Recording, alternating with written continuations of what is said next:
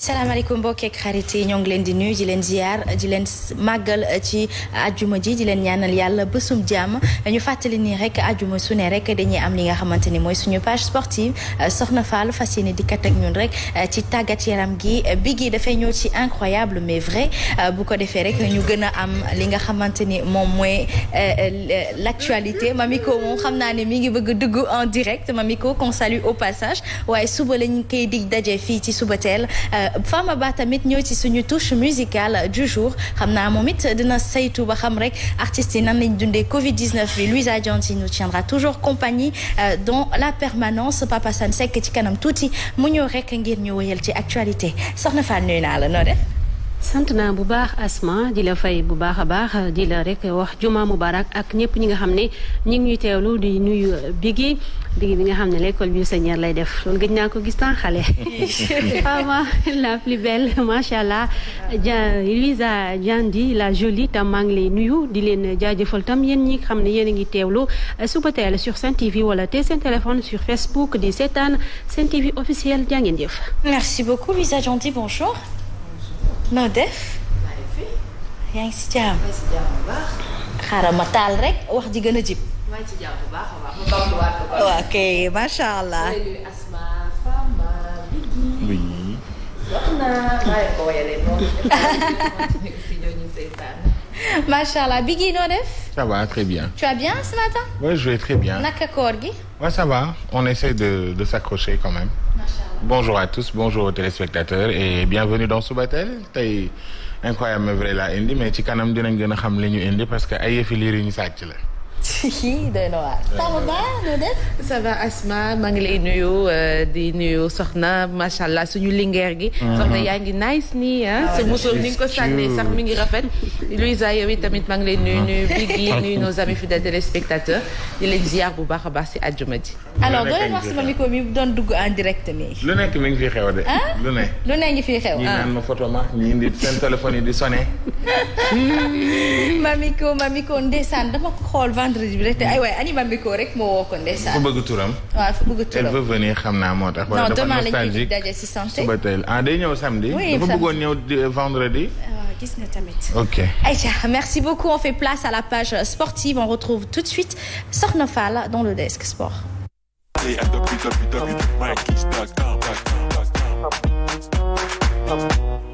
soxna ñu fas yéene waxtaan rek tàggat yaram ñu bàyyi la nga wëyal. ma wéyal dama koy doore ak actualité bi nga xam ne foofee ci France ak Paris Saint-Germain mi nga xam ne mooy champion bu Paris gannaaw bu ñu jëlee dogal dakkal lépp lu jëm ci seen wàllu championnat doomu Sénégal nag dafa nekk Idrissa Gana Gueye international sénégalais boobu ci seen waxtaan goo xam ne journaliste bu nekk ci site bi moo ko daal di amal mu daal di wax naka la ñu daal di fêter li nga xam ne mooy seen titre de champion ci fàttali leen ni Gana bi mooy ñaari yoon muy jël championnat France gannaaw atum 2011 mi ngi nekkoon foofee ca Lille ñu teewlu ko dikkaat ci ak ay commentaires. C'est bizarre de pas être avec nos coéquipiers, avec les gens du club pour pouvoir fêter ça bien comme il faut. Mais voilà, c'est cette période qui fait qu'on reste chez nous, mais on savoure avec les gens qui sont proches de nous. On essaie de faire de vivre un peu ce moment-là. On a fait un petit repas en famille, ma femme m'a fait un petit cocktail et ouais, comme vous le savez, on a un petit groupe WhatsApp, donc on a tous envoyé des messages, des photos, des vidéos pour se rappeler des moments de la saison et surtout essayer de vivre ça ensemble. On n'a pas le choix en fait de faire comme ça. De savoir que surtout c'est mérité parce que on a fait une bonne saison et c'est mérité ce titre-là, même si cette situation est bizarre, voilà, et donc c'est pour ça on aurait aimé être tous ensemble et bien fêter ça ensemble, bien comme il faut. Là, on est à la maison toute la journée. C'est vrai qu'il y a le beau côté des choses, c'est que j'ai jamais autant vu mes enfants, surtout mon fils, 24 heures sur 24. Du coup, j'ai pu créer quelque chose avec lui. Ah, tu l'entends? Mais sinon, ouais, on essaie de s'entretenir comme on peut, de maintenir la forme, de courir de temps en temps, tapis ou dehors, ou essayer de faire des exercices. Mais le plus dur, c'est surtout de pas jouer au foot, quoi. Plaisir de le revoir, Gana Gueye. Tout à fait Asma, ça fait plaisir muy wax li nga xam ne mooy joawam après ce titre de champion avec le Paris Saint-Germain muy la am solo loo xam ne jour bu nekkee ci club di jogante loolee day bokk ci li nga xam ne da koy yokk rek daraja maanaam ay trophée moo loo xamante ne si kon day baax ci li nga xam ne moo des ci carrière am. Effectivement. ñu wéyal daal di waxtaani ak kii di président confédération africaine de football Ahmad naka rek démb benn interview bu mu accordé waa DW loolee nag bu tax na mu waxtaane fa li nga xam ne xëy na mooy ci jamono ji li xew maanaam suspension ci wàllu football mu jàpp ni ci jamono ji xëy na du priorité jëm ci wàllu woowee waaye wax na ni rek dinañ xam kañ la ñu rek dañuy jeexal saison yi wala dañ koy continuer en tout cas mi ngi xaar fédération yi xam ne le 5 lañ leen joxoon deadline ngir ñu wax naka la ñu daal di defee lu ni mel waaye Ahmad tam di xam leen nii rek xamul ba xam Coupe d'Afrique des Nations 2021 dina am en janvier ou pas ndax li ko waral mooy pandémie bi di coronavirus gros flou kon moo entouré organisation bu compétition sportive ci àdduna bi yépp ba tax na mu xam leen ni Ahmad benn dogal jëlaguñu ko rek jëm ci wàllu CAN boobee war a am ca Cameroun ndax dañu koy maintenir date boobee wala day am report ne si mën a jàpp leen ni kon football africain bi ci jamono ji ñi ngi examiner implication yi nga xam ne ak nu ñuy defee ba xëy na mën a organiser wàllu tàggat yaram maanaam football ci continent africain boobu yépp waaye lu jëm ci question report éventuel bi nga xam ne ni ma ko waxee sànq janvier lañu ko jàppoon wax nañu ko waaye ci jamono ji li mu xamle rek mooy ñu ànd ci ak dal laata rek ñu ciy jël benn dogal ñuy xool ba xam pandémie bii di coronavirus dina rek wàññeeku am déeta te jamono jooju fii ci Sénégal tam ñi ngi xaar ba xam dañuy wéyal championnat national bi amoon 13 journée képp mu desaat yeneen 13 journée am déet les si mën a jàpp rek mooy gannaaw bi nga xamee ne annulé nañu coupe de la ligue ak coupe du Sénégal ñi ngi doon xaare ni ñu am wax ñu ci lu yees waaye bi ñu mujjee rek waxtaan ak ki nga xam ne mooy jiitu fédération bi lu ñu xamal mooy comité exécutif bi wax na daje dans les prochains jours loolee rek lañ ñu ci daal di wax kon loolee lañ ci mën a yem waaye ci ay xibaar déggoon nañu ñu ne tey jii waroon nañu daje ak waa ligue professionnelle ngir jël ay dogal des na ko saytu ba xam daje boobu dina am déet ak lan la ñu fay waxtaane les si mën a jàpp daal ci en coulisse ñenn ñi ñu jot a am seen ay xibaar mooy ak déggoo amagul ci seen biir ndaxte yenn président de club yi du ñu bëgg ñoom itam ñu sacrifier leen ndaxte jàpp nañu ne seen club yi am nañu possibilité ñëwaat ndaxte ci suuf boo gisee par benn poñ rek la ñu rawante ñu fàttali leen ni ñaari Italie ak CNEPS ñoo nekk lanterne rouge waaye ñi nga xam ne ñoo leen jiitu par benn poñ kese ñoom lañ leen a rawee am na ñoo xam ne nag bëggoon nañu ñu annuler jox Teungueth FC li nga xam ne mooy titre bi en tout cas waxtaan mi ngi fay juddu waaye ak d'accord amu ci ndaxte ku nekk ñii bëgguñu wàcc ñi itam bëgguñu koy jël titre bi parce que desoon na en tout cas ñu ni xëy na ñu annuler xëy na ñu report ndaxte dañuy sóoraale tam li nga xam ne mooy nawet bi. comme ci jamono ji ñu toll ñu naan il faut apprendre à vivre avec le virus ñii di lam-laame ndaxte ni lépp du tàmbali waat wéyal est-ce que duñu xaarandi rek ñoom it ba xam ndax loolu duñ ko reporter pour mën a xam. waaw loolee ci lañ nekkoon waaye xam nga confédération africaine dafa rek waxoon fédération yi ñu wax situation seen ay championnat fi ñu toll. loolu tam moo tax ñu war a saytu ba xam ba dogal lañ ci war a jël dogal boo xam ne xëy na du gaañ kenn dogal boo xam ne peut-être mënul def l'unanimité sax parce que ñëpp mënuñu d'accord ci benn affaire. loolu moom kuy jiite xam nga ni ñëpp duñ d'accord ak yow waaye loo xam ne xëy na football local bu Sénégal du ci loru su nekkee ni am nañ possibilité jouer après l'hivernage mais bi mën nañu ko def mais bu fekkee ni amuñu possibilité boobu tam il faut. présentement ñu jël dogal boo xamante ne si dina tax ñu xam ba xam dañuy annuler wala dañuy continuer parce que bu ñu reporté président club yi charge yi day nekkaat ci ñoom ba tey ak joueurs yi. joueurs yi tamit peut-être ñooy parents pauvres situation bi ñu amee parce que du club yëpp ñu am possibilité ñu leen di fay genn wàllu salaire wala 70% de leur salaire am na ñoo xam ne jotuñu dërëm 15 joxuñu leen ko. ci jamono joo xam ne loolu lañ yaakaaroon xëy na pour subvenir à leurs besoins kon jafe-jafe day am. la de doy na waar. ci Afrique la ñuy dem wax situation yi nga xam ne moom la championnat yu bari daal di amee gannaaw bi nga xamee ne ñoom ñii di waa rek ñii di waa Guinée Angola ak Kenya ñoom dañoo rek décider daal di dakkal seen ay championnat jëm ci wàllu wu ni mel ñu daal di xool yeneen dëkk yi ba xam ñoom ban dogal la ñu daal di jël ci wàllu wu ni mel kan ñooy arrêté ñan ñooy wéyal seen championnat am ñan ñooy def report leen ci mën a jàpp rek mooy foofee moom ca Algérie wax nañu ne ñoom dañuy rek xaarandi seen déconfinement bi nga xam ne jàpp nañ ko ci weeru mai bii le 14 précisément ngir ñu xam ban dogal la ñuy daal di jël reprise des compétitions ñoom am nañ ci yaakaar ñuy waxtaanee Angola comme ni ma ko waxee ñoom dañoo rek dakkal lépp lu jëm ci seen wàllu championnat Burkina Faso tam noonu la ñuy daal di defee dañoo annulé amul relégué ñoom club yëpp lañu envoyé en compétition interclub de la CAF seront les mêmes la saison passée maanaam ñi jàll ñi demoon daaw ñooñu la ñu yóbbuwaat ñu dem ci compétition lu jëm ci wàllu Afrique Congo ñu ni championnat bi du reprendre AS Ottawa moom la ñu daal di jox li nga xam ne mooy titre de champion bi Égypte moom ba fi mu toll nii amagul benn décision boo xam ne jël nañ ko ci wàllu wu ni mel ca Éthiopie saison annulée la ñu daal di def ñii di waa Ghana ñoom dañu rek di xaar file ak 30 juin ba dogal la ñuy jël jëm ci seen wàllu championnat Guinée.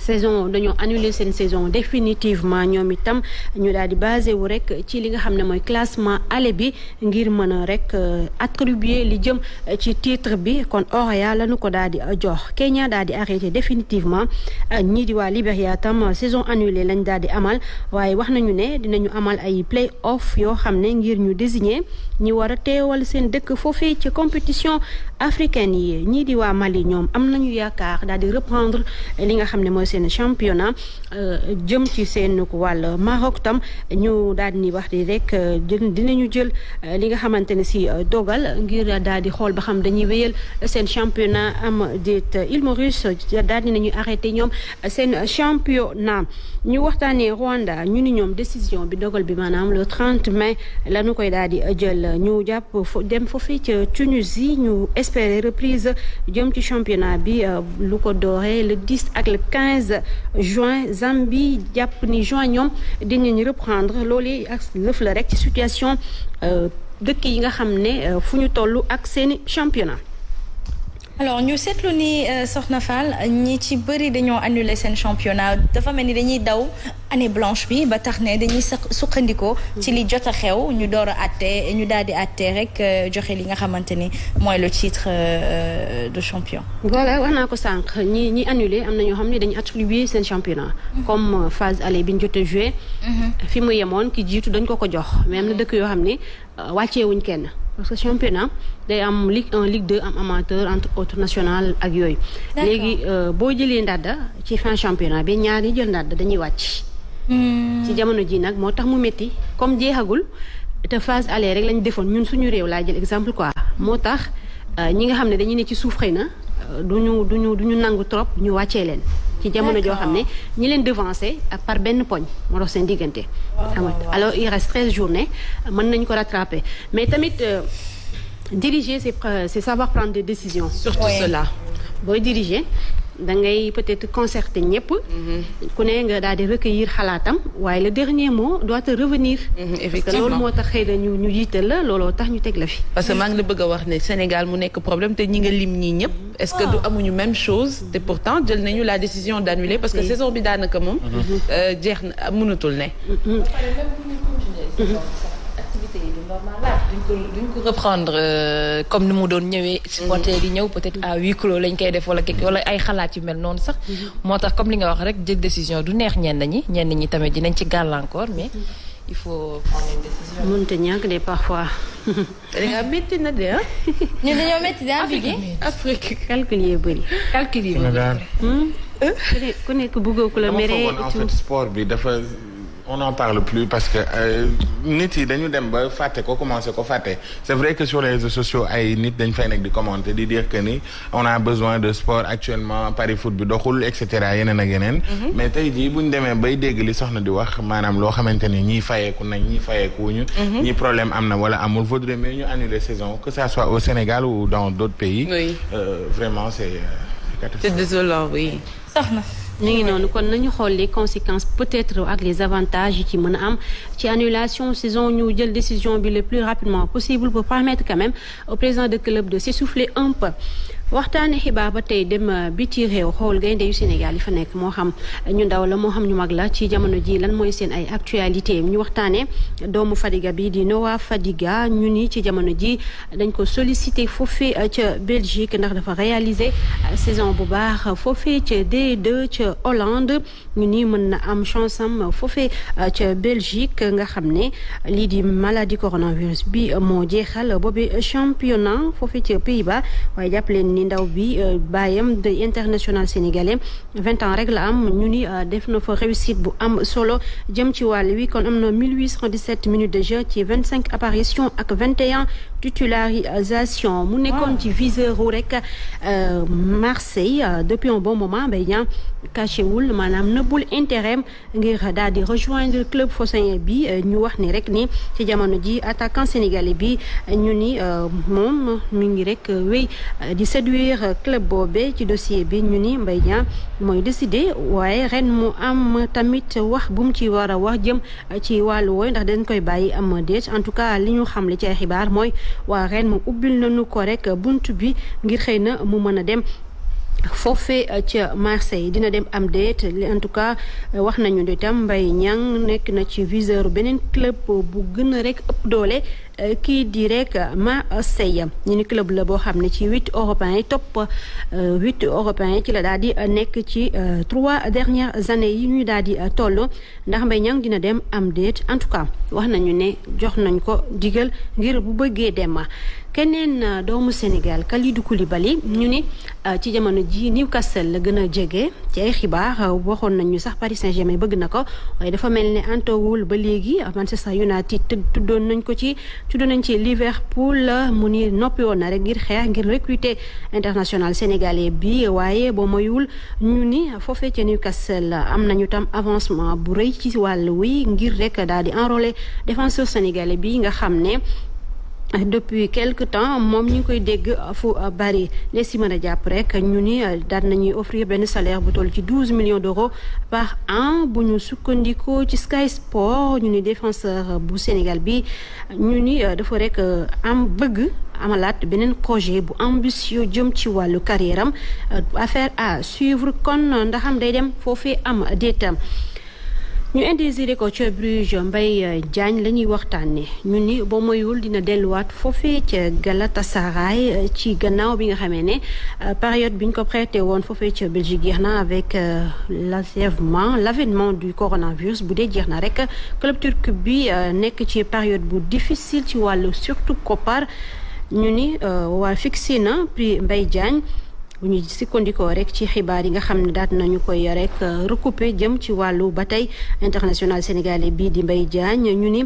mën na rek quitter ak chèque boo xam ne dina toll ci 5 voire 6 millions d'euros mu nekk montant boo xam ne dafa rek contraire à sa valeur marchande bi nga xam ne jàppoon nañ ko ci 13 millions d'euros ci début saison bi waaye nag ñu jàpp ni bés bi lu logique la li ko waral joxe nañu explication bi ñu ni attaquant sénégalais bi dafa baissé en régime maanaam performance yi mu doon def dafa wàññeeku ñu ni statistiques yi mu doon amatu ko tam crise sanitaire bi nga xam ne am na ci àdduna bi yépp dafa baissé lu jëm ci rek achaawu ñenn jours yi kon Mbaye Diagne cité nañ ko tam côté Angleterre fu fecc Watford. Mbaye Diagne moom dafa mel ni moom nekk na léegi borom Instagram. Mbaye Diagne mooy borom réseaux sociaux yi. est-ce que moo wàññi performance am tuuti tamit. non ñu bëri ñu ngi ci réseaux sociaux yi. ci période bu nga xam ne mais en fait ñoom footballeurs yi actuellement ñoom ñoo nekk en vogue surtout sur Instagram. xam nga ils font rien. defuñu dara Cheikhou Kouyaté day ñëw dafa am audience. moom aussi ak kii di Mbaye Diagne ak kii di ñeneen ñi nga xam ne dañu nekk ay sénégalais évolués à l'extérieur mais surtout Mbaye Diagne moo gën a intrigué nit yi moom mooy borom 100 000 francs yi. soxna man dellu si un petit peu balaa ngay continuer. kawu Kalidou Koulibaly. bu ñu dalee yëgg transfert am dafa yàgg. c'est quoi le problème Kalidou moo bëgg Naples ci xolam parce que ñoo ko formé ci li ma foog naa xam. wala lan la parce que dafa yàgg chaque année dafa mel ni mercato su amee ñu tudd ko te du dem. te dafa mel ni coronavirus bi aussi dafa nar a yéegalaat mercato bi ñuy wax ci football parce que chaque jour ñu dégg ay transferts yenn yeeg yooyu. dëgg mooy coronavirus bi dafay wàññi xaalis bi nga xam ni. transfert yi waroon na ko am prix bi da koo baissé parce que ressources financières. peut-être ak sponsors yi nga xam ne club yi mu doon nañ ko amul. looloo tax léegi loolu benn point la boo xam ne dina indi parfois jafe-jafe pour transfert jour bi parce que agent bi moom mooy discuter moom mooy négocier contrat jour en général bu fekkee ne accord amul wala jour bi moom fippuwul pour dem bu fekkee dafa rek tënku ci li agent am di wax parfois moom mooy indi parfois transfert yi di raté mais parfois di nga gis bras de fer am entre un jour ak équipe bi mu nekk parce que day fippu moom mooy émettre son souhait de partir. mais parfois négociation yi day am fenn fu ñu dul d'accord mu xool tam li nga xamante ne si lu jëm ci wàllu rek club bi visibilité bi muy am loolu yëpp da ci am solo parfois mooy de tax ñuy partir pour rester. ana Kara Mbodj. moom bu ma ko dégg ci nii. te moom gaynde la. waaw moom gaynde la. non c'est vrai hein. non ni mu ko waxee. gaynde la muy. à 4h du matin. moom a jaaxal. mais c'est parce qu'elle suit ko bamtuwaat wala. waaw elle est au parfum. te moom kenn du ko dégg ci transfert yi dafa mel ni fu mu nekk tamit kii na moom it matal na ñu dooleel ko mu jógaat nag quand même. non transfert moom jógewoon na France dem ci golfe bi. ci jamono ji xam nga Sénégal yi nag ñoom. te ñoo bëgg France xam naa li mu ñu coloniser moo tax. ñoo bëgg France à part France yenn championnat yu mel ne UP yi comme Angleterre ak Espagne ak yooyu la ñuy gën a di suivre mais Kara récemment rek lire naa benn interview boo xam ne mi ngi ko accordé la suñu nattaango yooyu nekk foot Sénégal ñoom Pape Amar li mu ci xamle mi ngi waxaat di leeralaat que ni digganteem ak Aliou Cissé amul ñagas-ñagas parce que nit ñi dañu jàpp ni dafa am lu ci xew xëy na moo tax kenn woowatu ko équipe nationale bu Sénégal. waaw ñu bari loolu lañ jàpp mais moom. bu ñu sukkandikoo ci li mu wax jàpp na ni amul ñagas-ñagas bu ci am xëy na c'est un choix sportif. côté coach bi kàddoom nag dafa rafet. waaw dafa yaru. mais ci Djilabo Dji tam moom tam ci li nga xam ne ci la Kara nekkoon tam jafe-jafe boobu tam la ñu nemmeekoon ci moom tam dañu jàppoon ni dafa jote ak Aliou Cissé. d'accord loolu tam am na ay instant wax nañ ko fii am na instant tam coach bi laaj nañ ko en conférence de presse mu ni c'est un choix basé sur le sport sur la performance peut-être parfois des joueurs yenn saa yi nag moom mooy xam li tax mu jël boobee dogal en tout cas ñun li ñu mën a def rek mooy laaj ko li ñu mën a def mooy topp jour bi xool mi ngi joué am joué wul performance yeen lay am parce que jour dina nekk ci forme sax kenn du ko woo équipe nationale. justement le sélectionneur bi kese moo xam les raisons. mais est-ce que tey jii nii il y a des rumeurs qui courent assez souvent boo xuloo ak sa coach rek doo ñëw équipe nationale. Sénégal la équipe Sénégal nga koy dégg mais pourtant tu vois des célébrités yu football dans d'autres pays wala dans d'autres clubs duñ leen di teg ci banc de touche et cetera doo dégg coow mais il suffit que au Sénégal benn coach bi bañ a jël benn joueur teg ko ci terrain bi teg ko ci banc bi tuuti ñu commencé indi ay rumeurs dafa xuloog moom dafa lii dafa laa qu'est-ce qui se passe réellement. mais bosu Djilabo Dji moom fësoon na équipe bi amul problème soxna. waaw ay problème ci versaire yi mënut a ñàkk day am ay da ngeen di am du ngeen déggoo. wala nga wax kii d'accordul ak yow. mais loolu ça fait partie du jeu. nit ki su waxee avec la manière sañ nga ni d'accorduma ak yow même à l'extérieur da ngay gis jour loolu tax équipe di am leader. en général joueurs yi bu ñu amee lu leen metti dañ koy wax ki nga xam ne mooy leader. kooku en général mooy wax ak les dirigeants wala avec le sélectionneur ou bien le coach. loolu mooy li nga xam ne moo gën a jaadu gën a rafet mais parfois nit ki mer parfois doo mën a contrôler sa bopp. vous vous rappelez Sadio Mané bi ñu ko génnewee Salah bi mu ko nangul passe. loolu cette vidéo a fait le tour du monde. effectivement parce que denc na ko xëy na fees na ci xolam mënul koo nëbbu. mu def geste mer. ñu jéem ko calmer loolu day am ci équipe. parce que équipe c'est un jeu collectif boo xam ne ku nekk da nga ci bokk xëy na ni ñu koy waxee ni ñu koy defee wala peut-être coach bi sélectionneur bi nangul ko wax loolu tam day am loolu chaque fois day indi jafe-jafe. wala mu jàpp ni dañ koo yeb wala moom mooy diriger lu ko neex lay def wala lu ko neex lay wax loolu tamit bu dee noonu ngay xalaatee day indi jafe-jafe. parce que Diafra Sakho nit ñi li ñu ko laajte ci kan bi ñu mujjee kii xoolal yooyu yëpp tey dafa am ay angu su roche ci biir mais nuyu bàjjen aram bu baax di yaayu Kara Mbodj xam nga ne ay cousin lañ. macha allah yaayam moo tax sa sama mbokk bàjjen la. moom na kay laajte bi am ànd na affection daal. mais nag yaay fàll la mais même pas loolu sax mais moom tamit ci jàmbaar yi la moom ñoom Jafra Sakho noonu. mu Sénégal kay ma wax la de Sénégal ñii football ñii rek ngeen gis Sénégal dafa bëri ay pépites xale yu mën football. ñi ne ci réew mi sax nga xam ne amuñu ay moyens amuñu yenn moyens dañoo mën football talent yi ñàkkul ci Sénégal. justement peut-être encadrement bi wala chance da ciy am parfois. dañu mën football macha allah. ñu ci bari dañuy dem ba nekk mag sax doog a percer ci seen milieu footballistique. am na ci ñoo xamante ni tey boo leen di rencontrer dañuy naan la man dama mënoon football temps xale. mais doo xam lan moo nekkoon problème bi peut-être dañ ko.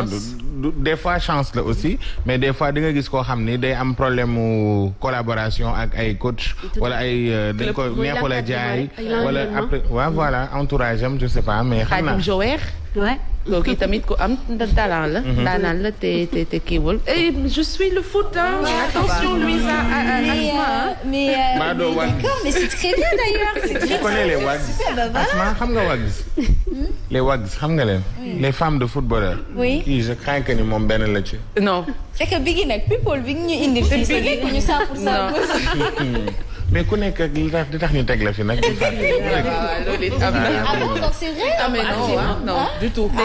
J'ai entendu que tu étais une Wags. Non, pas du tout. Non. Wags i lay xewee. Ouais. C'est les femmes de football. Oui, si. dama koy ci nga bokk ma ci nag. dama leen sopp nag.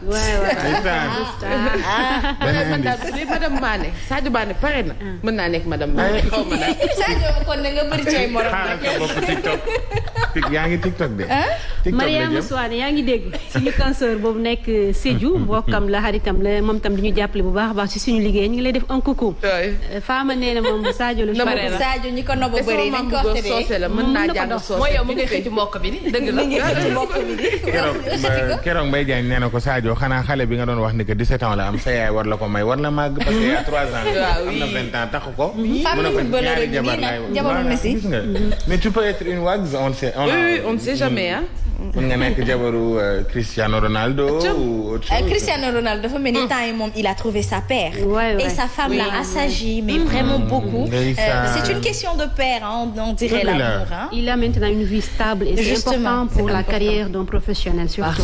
et puis il paraît que même dafay fay sax jabar ji ci li nga xamante ni jabar ji mi ngi liggéey elle gagne bien sa vie. mais il lui donne de l'argent de poche. en guise de remerciement pour la stabilité qu'elle lui apporte. J'aime tellement l'argent. En guise de remerciement pour le dire Asma arrête. mais je veux tout simplement dire voilà geste bi dafa dellu njukkal jigéen. waaw yor kër coono la ah. boo amee jëkkër may ko jàmm di ko dimbali daal ci li muy yëngu. ah jar naa neex.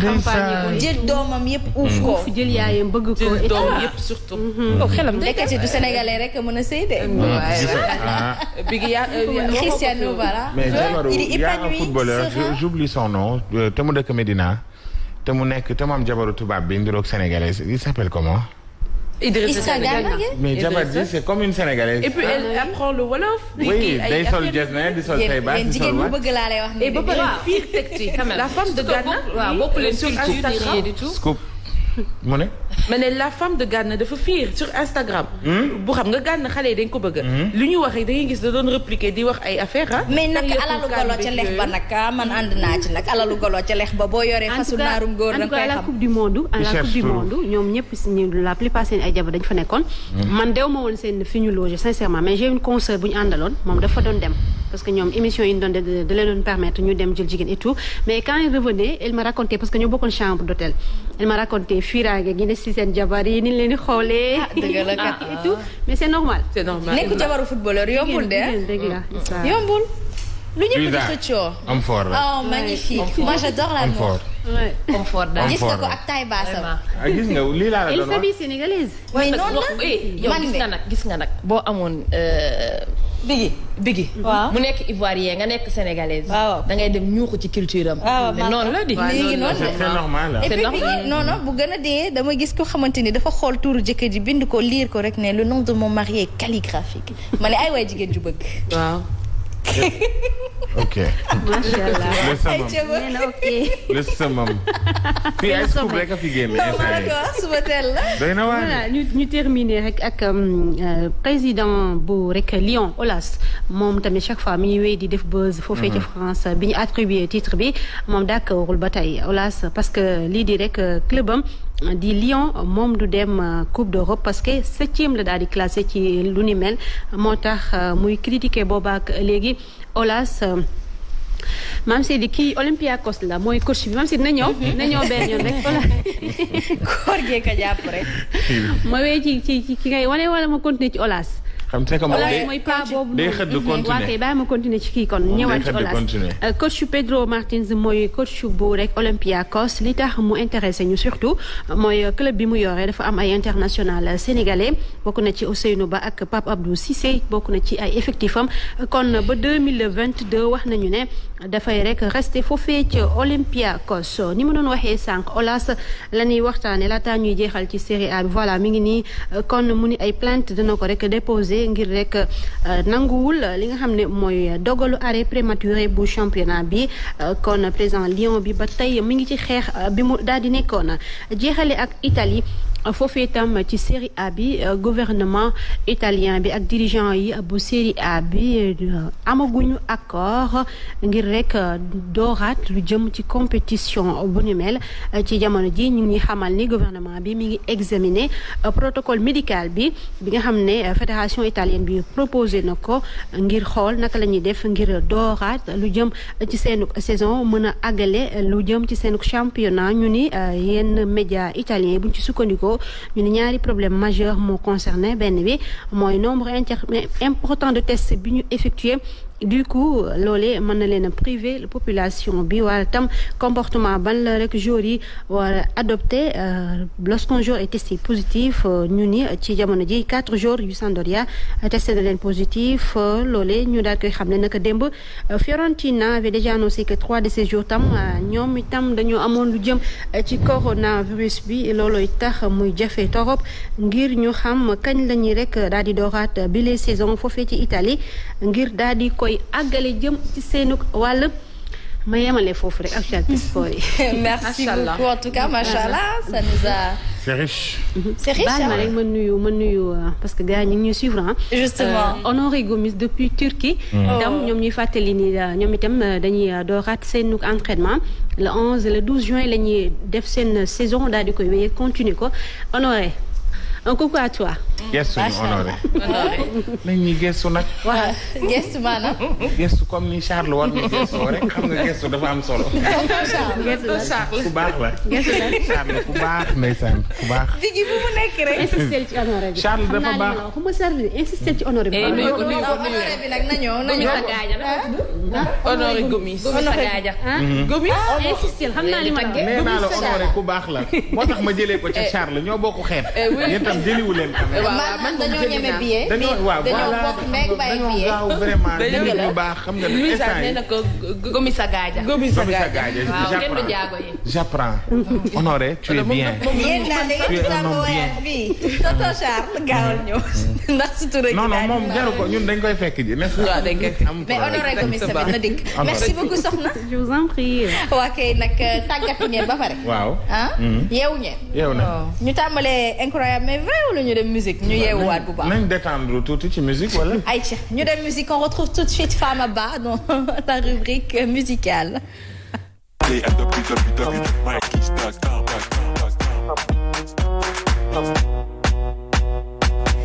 Aïcha Fama Ba ñu bàyyi la rek nga dégtal ñu xibaaru musique mim réew. Le monde musical comment va-t-il?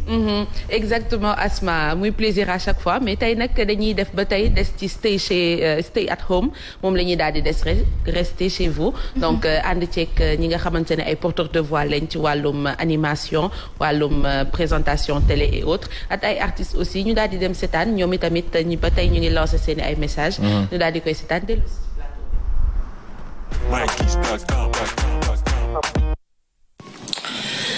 Mieux vaut prévenir que guérir léegi lay doog a am njëriñ mesdames messieurs man Big Taf bu 2STV maa ngi ñaan solennellement à tous les Sénégalais ñu moytandiku bu baax a baax li nga xam ne moo di Covid-19 ñu gën koo xam ci coronavirus feebar la buy lore te lu existé la itam de grâce dañuy jël suñuy précaution ak lépp loo xam ne état bi joxe na ko comme consigne n'oubliez pas restez chez vous pour sauver des vies jaajëf. Asalaamaaleykum mbokk yi, c'est Bébé Chou 2STV. Je fais cette petite vidéo pour lancer mon message à travers la Sen TV. C'était juste pour sensibiliser ndax li nga xamante ne moom moo di coronavirus dafa ñëw lëmbe suñu réew lëmbe suñu dëkk ba tax na ñun ñëpp ñu daal di tiit en tant que citoyen nañ leen def suñu kéttalaay kàttam pour mën a éradiquer li nga xamante ne moo di maladie bi fii ci dëkk bi di Sénégal nañ leen di raxas suñuy loxo à chaque fois chaque 5 minutes ñu raxas suñuy loxo di utiliser ay gel antibactérie ba pare di bàyyi li nga xamante ne moom lañ ñuy tere di def li nga xamante ne moom lañ ñuy digal nañ leen dimbali suñu bopp dimbali aussi suñu njiit yi nga xamante ne ñoom ñoo ñuy jàppale pour suñu bien-être nañ leen def liñ ñu wax couvre-feu day am tous les jours à partir de 20h nañ leen ko respecter restons chez nous loolu mooy hashtag bi restez chez vous donc restons chez nous te ñuy raxas suñuy loxo à chaque fois ñuy utiliser aussi ay gel antibactérie te di obéir ci li nga xamante ne moom moo di conseil ak consignes yi ñuy jox merci beaucoup restons chez nous.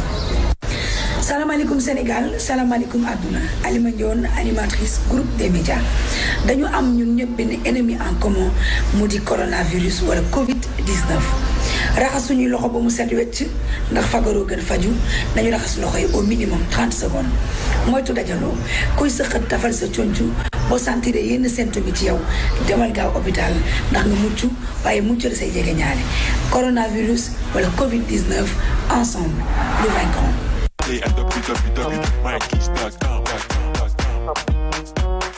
man daal maa ngi ci bosu alima bi. macha allah kuy wolof nu mu koy waxee. kii dàq jëm sa kër. kuy dajale bref ñun ñoo ko moom. dama xamatul wolof nu mu koy waxee de. ay waay di la exactement. nee naa leen fii maa jël coupe bi léegi. Lisa ñii war nañ maa moytu. fii laa tàmbalee ñëpp naan ma làkkal wolof. soxna. maman moom macha allah dama bëggoon wax courage ci jëmale sa kanam ba tey ci groupe des médias la mais macha allah kenn du séeréer bu nice grande sœur chérie di ko def un gros bisou moom it ak a ñàkk elle est trop bien macha allah nawle la moom dëgg sa nawle la kenn du bokk ay géer ay Alima kenn du ko lenkal dara moom day encaissé rek waaye yow boo ko encaissé téeméer sama moom wax na la ko boo ñëwee suba kenn du ma lekkal dara ma jox maa ma jox la xoolal loolu la njëkk a wax en tout cas sans façon moom itamit nit ku baax man moom macha allah ci li muy def mi ngi ciy def ba nu mu ko waree nit ñi daal di ko ci sopp lool carrière bu gudd rek mu ànd ak gudd fan ak wér waaye tamit di ko ñaanal suñu yeneen confrères ku ci mel ni Bébé Chou moom la ñu seetaan avant Alima moom itamit di ko jaajëfal bu baax a baax juste un coup de fil là lui dire que bon Bébé Chou envoyé sa vidéo de sensibilisation yéen ñëpp rek et sans façon mu daal di koy yónnee moom ak Big Taf ñoom ñaar ñëpp nekk 2STV maa ngi leen di remercier mon frère di la jaajëfal Cheikh Sarr la dernière fois moom moo jàll. xam naa ci yi nga dawee woon. leel bee tax moom ci yi mu dawee woon. et kooku it sama grand leelam bi moo tax bu ko jël dafa leel moom. macha allah Cheikh ak Alima moom chapeau laa leen di wax. kii c'est mon grand kii c'est ma sœur. j'ai mes raisons. donc macha allah Cheikh moom Cheikh mooy sama xaritu oustaz. ñëpp lañ nag. Cheikh moom dafa xaw a doy waar daal. xaritu ñëpp li ñuy naan ganu teel mooy dalal ganu ngoon. mi ngi noonu nag ñoom dañ ko matee. ñu dalal bu rafet. yow bàyyi ma kii. musuma pare daal day jël ay cours la yaakaar ni mu déggee ëpp na ay cours accéléré teg ci. donc loo naan yow loo naan démb tey ci fajar loo naan. man tey ci fajar. non naanuma dara nag. d'accord man du ma xëdd damaa ñeme ko. ok macha allah mi ngi noonu donc di leen jaajëfal bu baax a baax et dina continuer parce que ñoom ñu bëri nañu di jaajëfal ñoom Mouhamed Mbaye bu Sénégal FM Sénégal ñun ñëpp daal dinañ def de fur et à mesure rek dinañ koy andi di leen jaajëfal bu baax a baax waaye nag tey dañuy daal di jàll ci suñ coup de cœur bi nga xamante ne moom mooy Astar daal di defaat coveru Mahrezane mi nga xamante ne moom it égyptien la macha allah monde entier xam ko monde entier sopp ko ci li muy def ñu daal di seetaan vidéo bi bu ma ñëwee daal di koy may Maxu Mandela kooku sama frère la moom itamit. buur bi tax ñu jaar mu di sàkku ci yow ay ñaan wan nga ñu yoon wi wax nga ñu lépp ci sa biir alxuraan ku nekk ci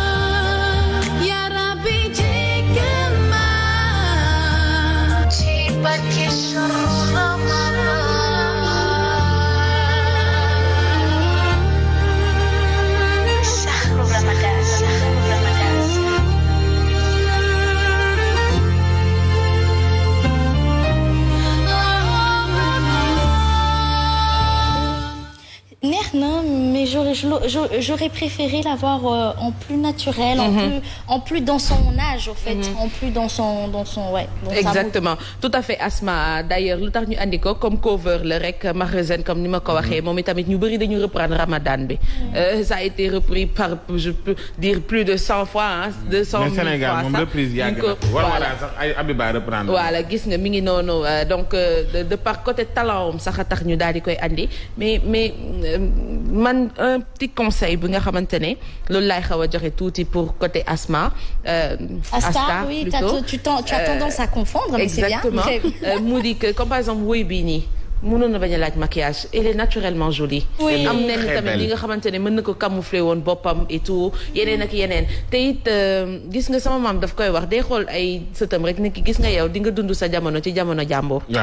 mooy Astar dafay dund lu nekkul âge am. moom dafa dund ñun lu ñu nar a dund. supposons ci loo xamante ne jotagul. Elle a quel âge Astar? Et je pense qu'elle a 17 ans. 19 ans on dit il y en a qui disent 19 ni 20 ni 18 ans. Elle a entre 18 et 20 ans et elle fait plus que son âge. J'ai l'habitude de le dire mais au Sénégal quand tu dis quelque chose c'est pour le bien de quelqu'un mais da koy jàppee loo xamante ne da nga ko bañ wala dara autre chose alors que c'est pas ça. Non vraiment. Amira Abed elle a cartonné parce qu'elle est très naturelle. te wayam bi amaana sax. reprise la mais reprise boo xam ne xaaruñu ko woon mais dafa ñëw génne ay traits physiques am xamal nit ñi ne que je suis comme ça au réveil. je suis comme ça su ma nekkee xaw a maquillé.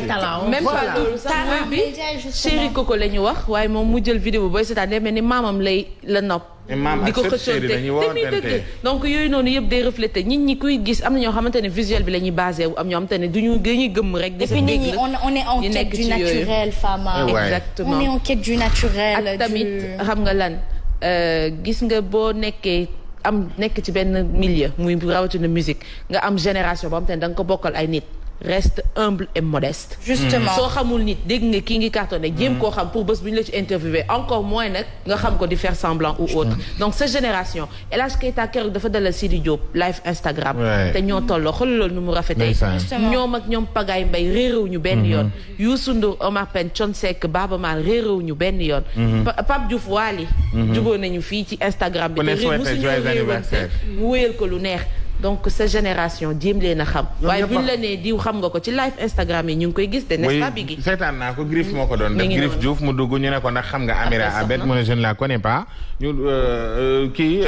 Djeba aussi même chose dugg doon ko takke ne ñi naan da koy doxaan di ko kii mu daal di ñëw ne non moom aussi xamu ko xaw ma je sais pas. te ñi mu ne xamuñu leen seen vidéo yi plus d'1 million de vues la am Djeba il a une vidéo bu am plus de 3 millions de vues. Yitma ko xamul ci dimim réew. waxuma la Yitma sax ak yeneen yi nga xam ne moo ko jiitu voilà donc. non mais tamit.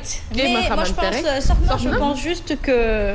xale yi dañ leen war a coacher rek. waaw loolu la voilà li ci am solo rek mooy ay gone lañ. quoi qu'on puisse dire bu dee am nañu ba 20 ans tam ay gone lañ.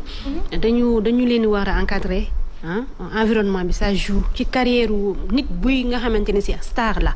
ci lu muy yëngatu nit ñi dañ ko di bëgg di ko ci aduler dañoo war a am un encadrement bu baax boo xam ne ñu leen ëpp xel ñu am expérience di leen xelal ñoom itam ñu nangoo déglu di bañ yenn yi parce que Sénégal moom dëkku critique la munoo bañ ñu critiquer la même da ngay def lu baax sax am ñu d'accordul mais yow mi nga xamante ne si yaa ci nekk yaa war a xool naka nga war a doxandalee lii bu mu ko defee mooy gën nit ñi lii lañ gën a sopp parce que yow vous êtes là pour nit yi moo tax nga nekk fi moo tax ngay def ay recherche pour di way wala di def ay cover yépp yi ngi ciy def rek kon day am solo ngay fexe parce que nit matul mais ngay fexe di def loo xam ne dina nekk en accord avec les gens même si bu fekkee ne ñëpp duñu d'accord effectivement nañ encadrer xale yi gën leen encadrer lu am solo la. am na solo.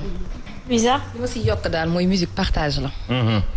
partage da ngay gis ni ay nit ñuy def ay duo donc musique partage la naam mën nga am sax nga ne da nga am sa identité nga créer benn look boo xamante ne ça t'est propre.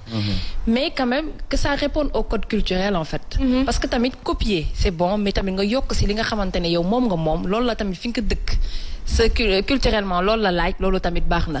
te comme je dis artistes yi ñëppay déglu boo jàppee ne yow yaa gën a aay nag di nga sonn de.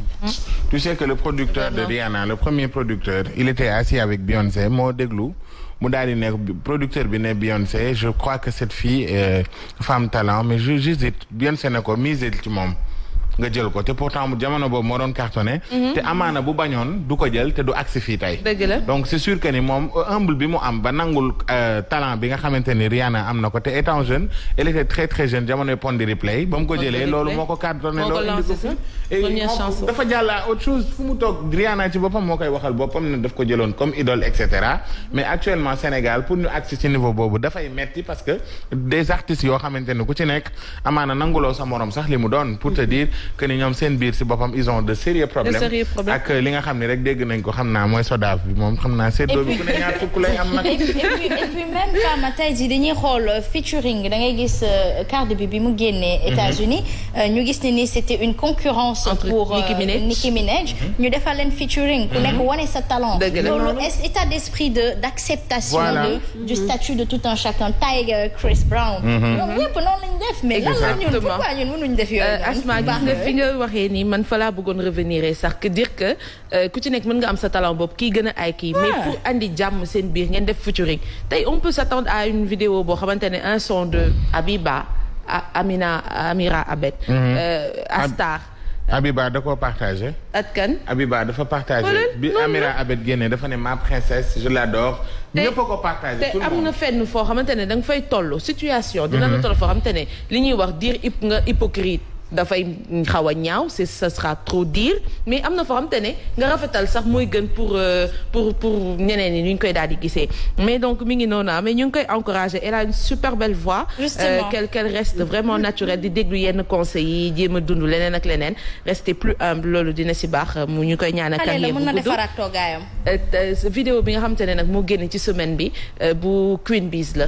te franchement dafa wëy Nabi. clip bi moom j'aime bien rafet na Maam Sidi dag ñu koy dama la koy may rek nga daal di koy may suñu vidéo du jour Maam Sidi laa koy may mu daal di nekk suñu vidéo du jour waa ak yow moo yore son bi waa Aziz Thiandoum te kooku sama nit la bu bësul du ñëw de cëm kenn du moom Thiandoum ni ñu koy Thiandoumène mi ngi noonu donc Aziz Thiandoum ku baax la aussi ma koy may Maxu Mandela moom i tamit nekkoon fii nii kenn du moom ci man yàgg maa gunge moom it ci yëf yi donc maa ngi koy nuyu bu baax a baax dernière info pour terminer Asma mu di la SODAV dafa ministère bi de la culture dafa jóg dégg na kon artistes yi li ñuy jooy yéeg na ko xam naa it ñàkkul mu seetaan vidéo yi ndax may ñu ko dara ku wax rek wax nga ba joxoñ ko baa nga dugg ci 18am comme on a l'habitude de dire xam naa mu daal di koy seetaan waaye mu dem nag ci bërëb bi mu war a dem ndax tamit artiste dafa am ñoom it seen dañu am seen entreprise seen entreprise moom mooy SODAV BSD waa la woon léegi mu daal di nekk SODAV Ngoné Ndour daal di koy jiite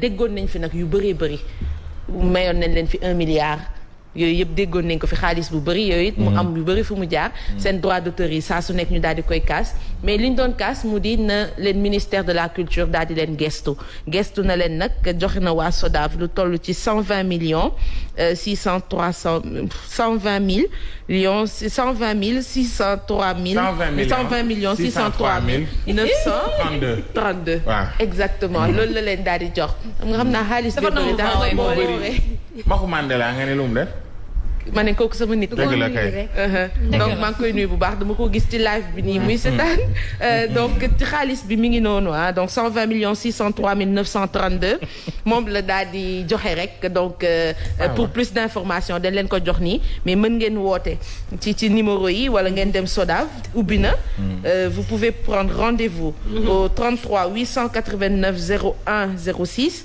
et c'est ouvert du lundi au vendredi de 9h à 14h artiste ba munti doon wooteel. du am rush.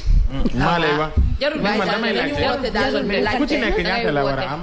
ah non artistes yi bëri nañ nag. mais Biggi asaka yéene bu titre artiste rek ñu daal di la koy jox. moo tax tamit ñoom nañ am seen nekk 300 francs la nar a am. garaawul ba tey baax na. ndax Sénégal daa bëri artiste. ba tey baax na imagine toi ak corona bi dañ nar a ran foofu. en fait je ne comprends pas. parce que je ne comprends pas du tout le fait que ministre bi déjà c'est bien que les artistes disent au ministre dañu bëgg lii bëgg laa liggéeyoo et cetera xamuñu la man personnellement xamuma ministre de la culture. première fois bi ma ko gis mooy bi ma ko gisee kër Thione Seck bi muy waxtaan ak moom di saafonteeg moom Thione Seck di ko expliquer ba génne fa ay facture am. mais moo yor communication tam. voilà merci mais dama am benn affaire yow keroog artistes yi joxewuñu ñii 5 millions 6 millions ñii 10 millions. Wow. parce que on dirait que dañoo xamoon ni que dinañ am retour maanaam gain bi investissement. merci beaucoup dafa mel ni comme investissement. Non, mais moi je crois que c'est de bonne foi. Ils avaient juste envie de faire coronavirus. mais dañ ko def mais ñi ko ci def ñu ci bari dañu dellu ginnaaw taxaw ne ñoom dañ soxla xaalis ñi nga gis ñuy dégg génn ñuy def dara mooy ñi nga xam ne corona bi muy doog a am dañoo taxawoon yore micro taxaw ne dañuy def lii def laa génnee son rek studio da ngay fay 150 000 studio bi gën a ndaw par jour nga génnee son fay orchestre bu ci nekk reprendre artiste bu nekk boo collaboré war nga jëkkati paas jox ko wala dara donc ñoom peut-être am na ci ñoo xam dañ doon concourir maanaam ku ci nekk di naan son bi ministre bi dina ko agréé jël ma ko ci man def ko sama son ministère de la santé dina ko jël fay ma jël li pare loolu échec ñu ne xaaral ñu ñëw léegi far yàlla nag Sodav jox na leen 100 millions yi yaa ngi koy gis. yaa ngi koy gis li ci kanam raw li ba. waaw incha allah di nga fi ñëwaat ne diw song na diw. non diw rocc na ba ñu diw ndax 100 000 francs yi. non dëgg la nag donc pour terminer rek mooy xam nga lan nañ ko séddale ci ni mu ci waree parce que Ngoné Ndour bokkoon na ci ñu ministre bi demoon seeti bu mu jógee dem seeti Youssou Ndour et autres donc ñooñu noonu ñëpp mu daal di seeti. naam soxlawuñ ko sax. voilà ay studio. ñu xool ñi nga xamante ne ñoo ko yellool. voilà nañ ko jox xale yi vraiment tey jii buy appuyer ministère de la santé quand même yaakaar naa ne ndimbal boobu. kon nga da nga ci teggi sa taal. mais je te dis une chose ndeysaan nañ ko jox xale yi ay ñoom Ibro Nadio ñoom Sidi Diop non sérieusement quoi. nañ jox xaalis bi ñoom Sidi Diop Ibro Nadio El Hadj Keita je pense que ñoom dinañ def li nga xamante ni mooy li war ci dispatching bi incha allah. am na ci ñoo xam ne ñoom ñooy rus rek bàyyi ko gune yi mais kii àtte moom dafay séddale ñëpp. waaye nag ñi nga xamante ni xam nañ ni ils ne sont pas dans le besoin. war nañ ko mën a delluwaat ci ñi nga xamante ni ñoo ko soxla. dinañ ko def ñun Sénégal teranga rek lañ xam bi ji damay bañ rek waxtu ci si clipu Queen Biz bi ndax magnifique de macha allah waa daal man daal c'est la première fois que mu woy ki nga xamante ni mooy Nabi. voilà gën gi génn na ci beneen fànn tout simplement. Et voilà donc aujourd'hui je ne vois pas ce que vous pourriez critiquer sur ce clip là ni di une chose donc on a terminé ci li nga xamante ne moom mooy Sodav bi donc dem leen wax nañ ko rassemblement yooyu yëpp nee nañ tere nañ ko donc woote leen rek ci numéro bi xam naa nag boo leen defee sodav.com ci seen site rek di ngeen am les informations pour artistes yi te comme je dis na ñëpp daal di dem. ku ci amul carte artiste da ngay guddee de. ku ci amul carte artiste. voilà donc balaa ngay nekk ci liste bi foog nga adhéré ba doo adhéré Sodav. mais ne structurer sa bopp ba pare. je connais beaucoup d'artistes yoo xamante ne nekk déclaré wuñu qui veut avoir des droits doit être sur le droit. exactement voilà côté boobu pour les danseuses kii Oumou Sow. ba yëg ngeen ne moo leen koy gérer. ñoom ñëpp moo leen koy utal ba mu baax. loolu dinañ ci dellu si waat donc mën ngeen woote ci numéro yi. jërëjëf merci pour terminer la vidéo de Queen Biz. ñu def ko clip du jour. di ko féliciter. macha allah. toutes les vidéos de Queen Biz dafay jaar ci yoon. Elle a l'habitude de faire des clips de tonnerre. donc voilà machallah chapeau à elle. merci beaucoup di leen jaajëfal la. chapeau ma belle on t'attend sur le plateau de Subatel xam naa man ko doon lancé ngeen mu ñëw wéyal ñu Nabil fii. oui voilà donc machallah on t'attend. alors merci beaucoup Fama Ba à toi pour cette actualité musicale. merci beaucoup c'est moi. parfait on fait place à incroyable. gi maroon na wax nañ ko may mu wax.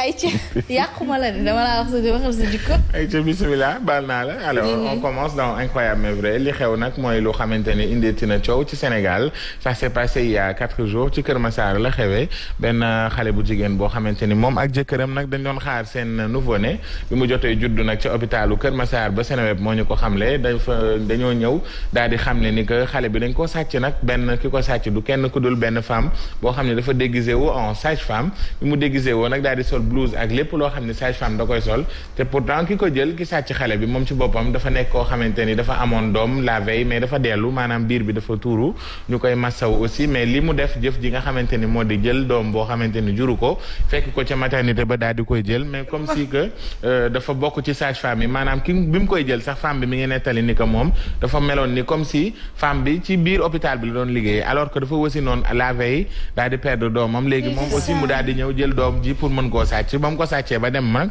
suñu xarañte ak ñi nga xam ne ñoo di gendarmerie nationale ñoom ñoo ko daal di gëstu ba gis ko parents yi sax dañoo daal di jaaxle bu baax papa ji daal di tëkku ñi nga xamante ni ñoo ko jotoon a jël yaay ji aussi papa ji doon wax ni que meret bi dafa yéegoon parce que dafa commencé doon délirer ndax le fait que nga jur sa doom wasin ko et tout xam ni que ni am nga sa doom ba pare gisatoo ko fi nga xam ne moom la nga ko bàyyi woon ci lii d'hôpitalam et franchement mu indi bruit bu bari beaucoup de sites dañ ko daal di reprendre ñoom nag dañ koo daal di wër ba daal di koy gis bu baax a baax parce que fële ca yëmbal benn barak la daal di feeñee xale bi moom xale bu jigéen la. te parent bi aussi bañ ko laajee ni que naka nga mënee génnee ki nga xamante ne xàmmee nga ko mooy vidéo bi ngeen di gis nii nouveau-né bu disparaître ci centre hospitalier bu Kër Massar mu indi fa coow lu bëree bëri femme baa ngi noonu moom day apporter pierre am ci édifice bi nga xamante ne ñi ngi doon wër doom ji dafa commencé woon délire ñu doon déglu ko tuuti rek daal di dellu si waat ci plateau bi. ñëwoon naa ko jox xale bi mu yóbbu ko ci biir ñu xool jumba xam ne après ma jox ko xale bi man dama yaakaar ne foofu lay liggéeyee ni ma koy joxee noonu muy génn di ko seet gisuma ko après si laa yee maas pour mu jug xool ko fu mu fekk ko mu dem nii la jaar ci beneen porte bi la jaar porte bu kii bi porte bi mu jaar kenn nekk fa foofu la jaar mën naa nii laa si toll ay 19 heures la am doom moom presque ay 5 heures la ko jël. ki ñu jàpp ni moo def jëf ji ci ab bunt bu nekk ci ginnaaw l'hôpital bi la daal di jaaree Bouna Ndiaye di médecin chef ba di nettali. La dame elle a pris la main, elle a mis ça comme ça devant le père. xam nga ji xool xam naa bu mu gisee bu muy génn mu dugal ko fi xel bi ñaar muy génn si le trottoir fekk elle est partie. mu nekkoon nag seenub doom bu njëkk papa ji moom daal di jaaxle lool. ñi fi amee fii avortement fii ci hôpital bi fii nii fan yii nii yaa may dégg ku ci yor doom actuellement fu mu nekk sama doom la sàcc doom bu jigéen. loolu rek moo ñu jaaxal. ku ci sëy bu yàgg amoo doom nga dem tukki ji fenn ñëw anaale doom sama doom la sàcc andi ko. yaayam a ngi nee ci biir meret bi dafay yéeg waaw meret baa ngi ne dafay yéeg bu ci yaayam toppee man fan laa jëm. ci biti l'hôpital bi seeni mbokk fees fa def ñu jàpp rek ni docteur yi seeni loxo setul benn yoon ci mbir mi.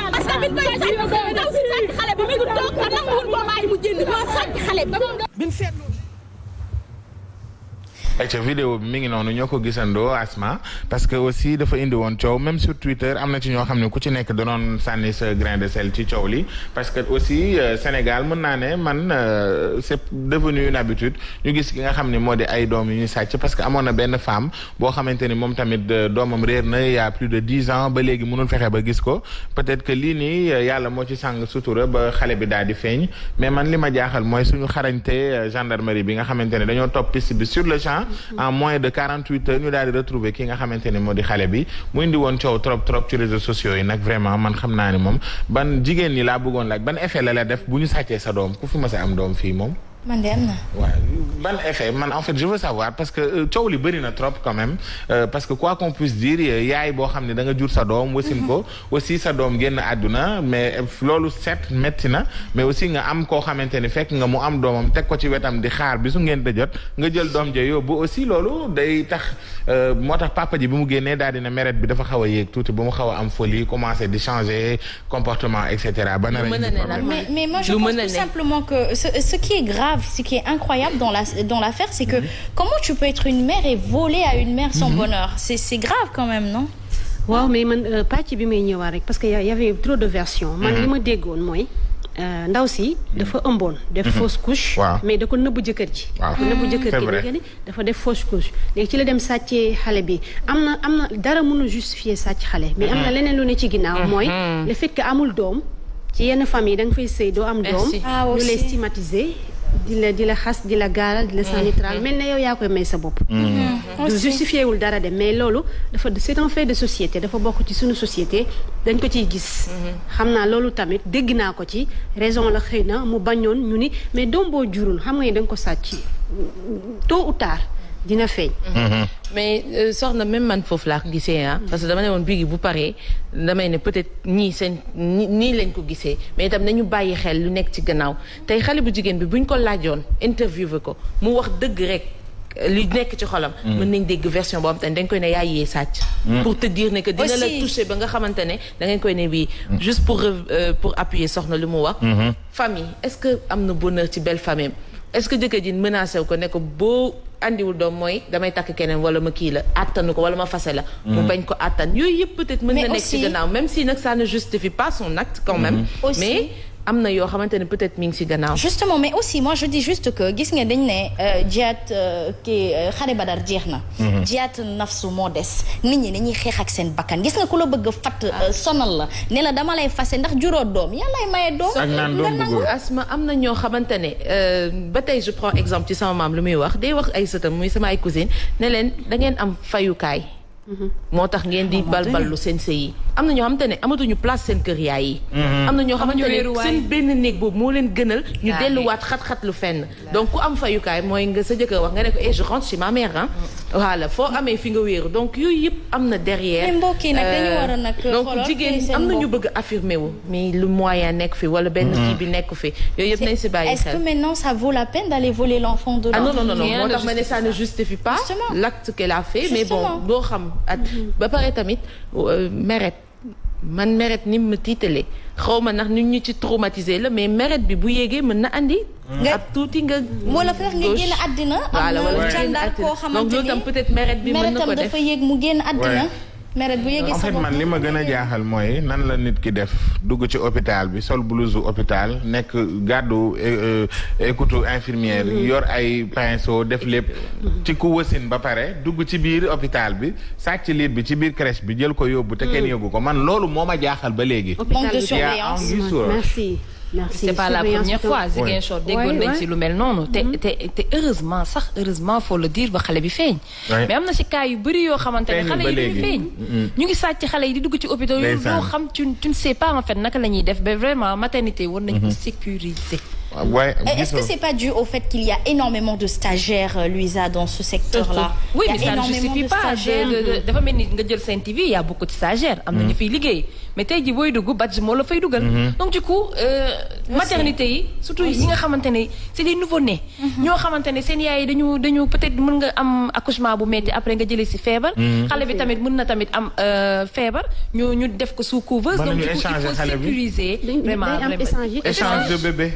day indi tam li nga wax sànq manque de surveillance au sein des hôpitaux waaye tam au niveau des maternités fii ku ci nekk man yàlla dogal na sëy naa ku ci nekk mës nga dajeel kuy dem wasini nga guy ko wala nga ànd ak moom mais Sénégal pour la plupart boo gisee nit ñi di reyante di wut xaalis pour dem ci clinique yi accueil bi am dafa metti prise en charge bi moo pas prise en charge mais accueil bi déjà am da ngay ñëw ak sa metti déjà bu ku ne xam na toogal ne di la jël di la soofantal di la def yu ñàkk fayda yoo xam ne naan la oncle nànk man moom maa ko fekkee merci xam li ñuy wax nii du lu sérieusement sosuñu ko non c'est vrai société bi la ñu nekk xam nañu mu demee falaa juddoo man mais dama fa dem gis koo xamante ni dañ ko war a rewle jàppale ko pour mu accoucher ñu naan ko soxna si wax yooxul nànk waaw oncle nànk comme si moom elle fait exprès de accoucher ak métitam ak naan ba nga koy def fekke wuñ ko ba nga koy def waaw di la sañ damay laajte ndax ak di la dóor naan la ubbi si tànk yow pusal mais am na ku doon accoucher sax bu koy naan kii bi xale bi jigéen ña koy naan bu ma laal ak sa bu ma taqal ak sa kii autre chose bu gën a important ñu ne di nga nekk sur la table ku nekkul infirmière ku nekkul dara ñëw ne la tu es à combien de wala di la seet. combien de doigts donc tu t'imagines xoolal loolu ku nekkul docteur man loolu dégg naa ci benn hôpital bu mag fii nii benn hôpital daal si je peux me le permettre mu di Gaspard Camara réputation bu baax am nañ ko ci wàllum accouchement donc tey ku amul njëgu clinique demal Gaspard dégg naa daal macha allah. ci ñoom yaay publicité Gaspard. mais moi je pense tout simplement que dafa jot ñu. am na benn femme bu tudd Aïssatou doomam réer na il y a 13 ans. ndeysaan mi ngi koy wër ba léegi Abbas Ndaw la réeree. fu mu dem ci seetkat ñu ne ko doomam mi ngi ba pare lu ko gën a énervé mooy doom ji dañ koy ne seet sorewu la.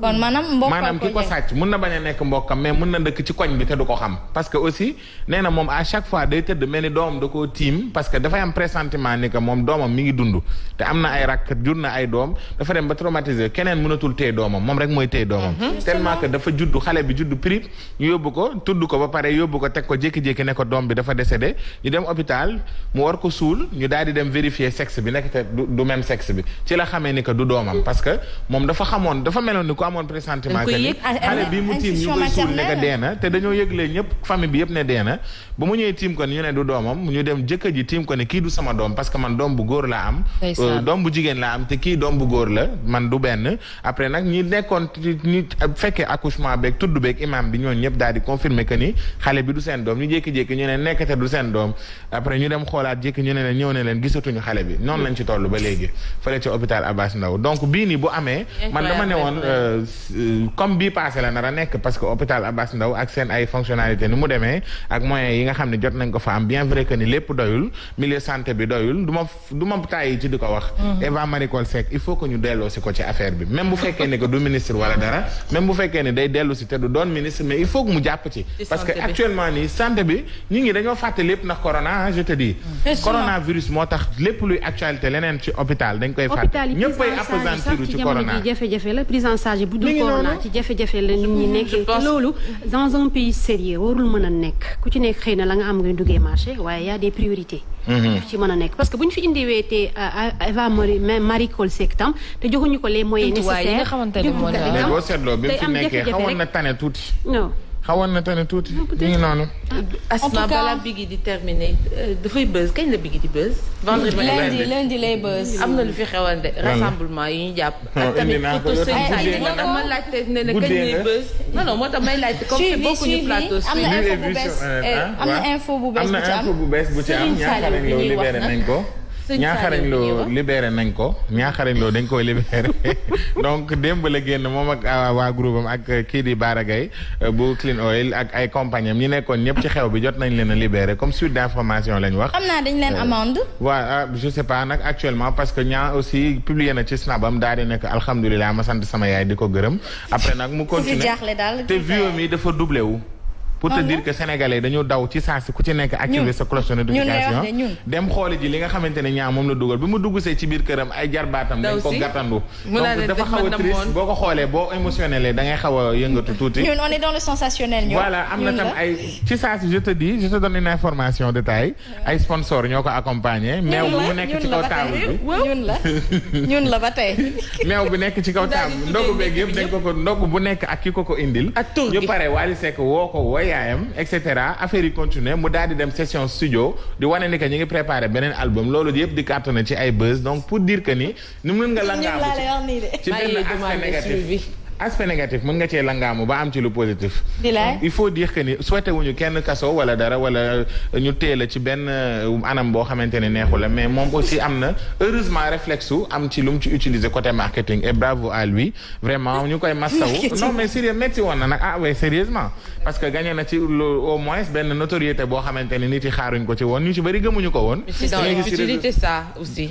voilà mi ngi noonu bravo à lui xanaa rek waaw nañu bàyyi sàcc doom yi daal te xewite bi dañ koy moytu parce que lu ñu tere aussi nañ fexe ba bu ñu nekkee porteur de voix ñu bàyyi ci xel bu baax a baax nag jigéen bësam rek la am bu fekkee ni takk nañ takk jàkk li ñu naan xalaal nga muñ ko bu coronavirus demee nga def xew bu toj Asma sama cousine da doon war a marier le 4 avril barki démb la jaay ñetti tissu yi waaw mi ngi noonu nag nañu aj kii feeti nañu aj feeti tuuti merci beaucoup da nga koy rey bi kon bàyyi ñu ay waay mu may bëgg a rey ci téléphone bi non bi gi nee nañ décréter tu viens tous les jours dorénavant non wóyaleel s'il te plaît ay ca bopp ci noonu lañ laa leen di dégtal seen premier clip du jour bu ko defee ñu bàkkle rek ak suñu page publicitaire ñu changer de plateau jaajëfal suñu partenaires yi yéen it nañu saxoo di jëfee li nga xamante ni moom mooy diglewu ministère de la santé ngir mucc rek ci Covid 19 ma dalal Papa Assane Seck nuyu naa la. bisimilah rahmaani rahim bisimilah salaamaaleykum rahmatulah. Maxtaar na nga def yaa ngi si jàmm. alhamdulilah soxna. Louisa Hasma. yàlla na yàlla saxal jàmm Sénégal. Amin ya rabbi allahumma amin ya rabbi alors actualité on fait place tout de suite on retrouve Papa Assane Seck.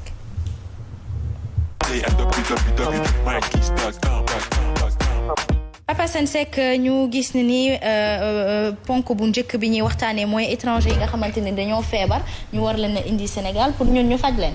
ay étranger waaw yu feebar. non ay malade de Covid. yu tawat yu xam ne dañuy jógee Sénégalais jógee Mali wala affaire ñu indi leen fii ñu feebar léegi li suscité la colère du corps médical. fële sa hôpital Fann mooy ñoo xamante ni dañu ànd ak ñoom dañu wax ne dañu ànd ak malade yooyu di circuler ci hôpital bi. donc loolu moom la ñu wax ne moo dérangé gars yi et ce qui est paradoxal c'est que au même moment d'autres Sénégalais yu bëgg a ñëw fii mu ngi leen të. Au même moment ñu ngi wax ne que dépouilles yi nga xamante ni soi-disant dañu décédé ci coronavirus mënuñu ñëw donc que des personnes puissent être malades dugg si fii ñu war leen mettre en quarantaine mais mettre en quarantaine aussi seeni contact que contact yooyu mën circuler loolu lu xaw a diis la lu xaw a jafe la lu xaw a ragallu la donc bokk na ci li tax ñu wax ñu fële sa hôpital Fann ñu ni mel nekk na situation boobu nekk na lu ñu regretter loo xamante ni dafay déranger maintenant après la question c'est comment cela a pu se faire comment cela s'est passé nan la gars yi duggee fan la ñu duggee lu tax ñu dugg ensuite lu leen yóbbu ci tracé boobu ba ñu egg foofu ba ci hôpital ba ñuy ànd ak ñoom mën a agsi foofu di circuler te mënuñu leen contrôler y a faille de qui ou dans quoi ou par rapport à quoi faille du système Hasma pour le premier point. Justement ñu bàyyi la rek nga chapeauter deuxième ak troisième point bi. jox ma chapeau bi ubbil sa kii bësal fii ma la bësal fii gis nga xoolal bësal cliquer fii ma la. dafa am fu ñu dëkk bi toll. Justement. Sénégal bu ñuy dem ba ñu naan fële sa jandeer. population yi jandeer. dafa daal maam si di wan ñu image bi ñu xool. soo ko amee ñu xool li xew jandeer fii la ma bokk yi ne fii rek danga naan lébu askanu lébu ndakaaru la fii ba jandeer mu ngi image yaa ngi nii image yi ay sunu ay bokk yu nekk foofu sa jandeer ñoo doon jàmmarloo ak force de sécurité yi nga xamante ni dañu ñëw parce que dañu wax jandeer dafa bëri ay cas donc bokk na ci aspect bi nga xamante ni dañu waroon quarantaine 500 personnes yoo xam ne dañoo bokk si dëkk bi ñu wax ñu ne que ñooñ daal waa dëkk bi dañoo lànk bi moo jur peut-être xëccoo beeg pëccëxoo bi mais bon après tout finalité bi les forces de l'ordre auront toujours raison mu ngi nii sànnante xeet beeg du jamais vu en pleine période de crise sanitaire c'est presque une première dans le monde. C'est presque une première dans le monde des émeutes en pleine crise de santé donc mu ngi man nag dama si am benn jàngat maam je te remercie ci illustration bi dafa am benn jàngat bu ñu si am boo xamante ni dafa tënku ci fenn maam Mbaye maa ngi lay nuyu dama lay séen rek moo tax ma nuyu la dafa tënku fenn jàngat bi mooy que ci approche mooy nan la ñuy demee si nit yi bu fekkee ni que da nga am une société bu tudd Sénégal xam Sénégalais ni ñuy dundee ci wàllu jafe-jafe ñu yàgg ci sax ci nekk ci dans un sens boo xamante ni métit bu yàgg la boo xamante ni jiitu na corona dem ba mel ni corona ci li ñuy dund lii nu gis fii tey dafay wone ne que dañu am population boo xamante ni moom li muy dund ci wàllu corona yàgg na di ko dund ci façon bu ne léegi façon bu ne boobu moo koy dundee mooy jur tey ñu agsi fii feebar da ngay na tawat dañ leen war a yóbbu xool leen mu am problème lu tax muy am problème parce que li ma doon wax la dernière fois gars yi nee nañu ñu ngi communiquer message Aïcha ñu ne ministère Tignon aywa communiqué numéro 68 de la pandémie Covid-19 au Sénégal ce vendredi 8 mai 2020. Le ministère de la Santé et de l'Action sociale a reçu les résultats des examens virologiques ci-après. Sur 872 tests réalisés, 59 sont revenus positifs, soit un taux de positivité de 6,76%. Les tests positifs sont répartis comme suit. 52 contacts suivis par nos services, 7 cas issus de la transmission communautaire, répartis entre Liberté 6-1, Yoff 1, Guédiawaye 1, Sangalkam 1 et Touba 3. 49 patients hospitalisés ont été contrôlés négatifs et déclarés guéris. 7 cas graves sont pris en charge dans les services de réanimation de l'hôpital de Fann et de l'hôpital principal. L'état de santé des autres patients hospitalisés est stable. À ce jour, 1551 cas ont été déclarés positifs, dont 611 guéris, 13 décédés, 1 évacué et donc 926 sous traitement. La prise en charge extra-hospitalière qui a commencé concerne toute personne testée positive au Covid-19, âgée de moins de 50 ans, ne souffrant d'aucune maladie chronique et ne présentant aucun signe de la maladie à coronavirus. Cette prise en charge extra-hospitalière est assurée par un personnel médical et se déroule dans une structure d'hébergement aménagée à cet effet.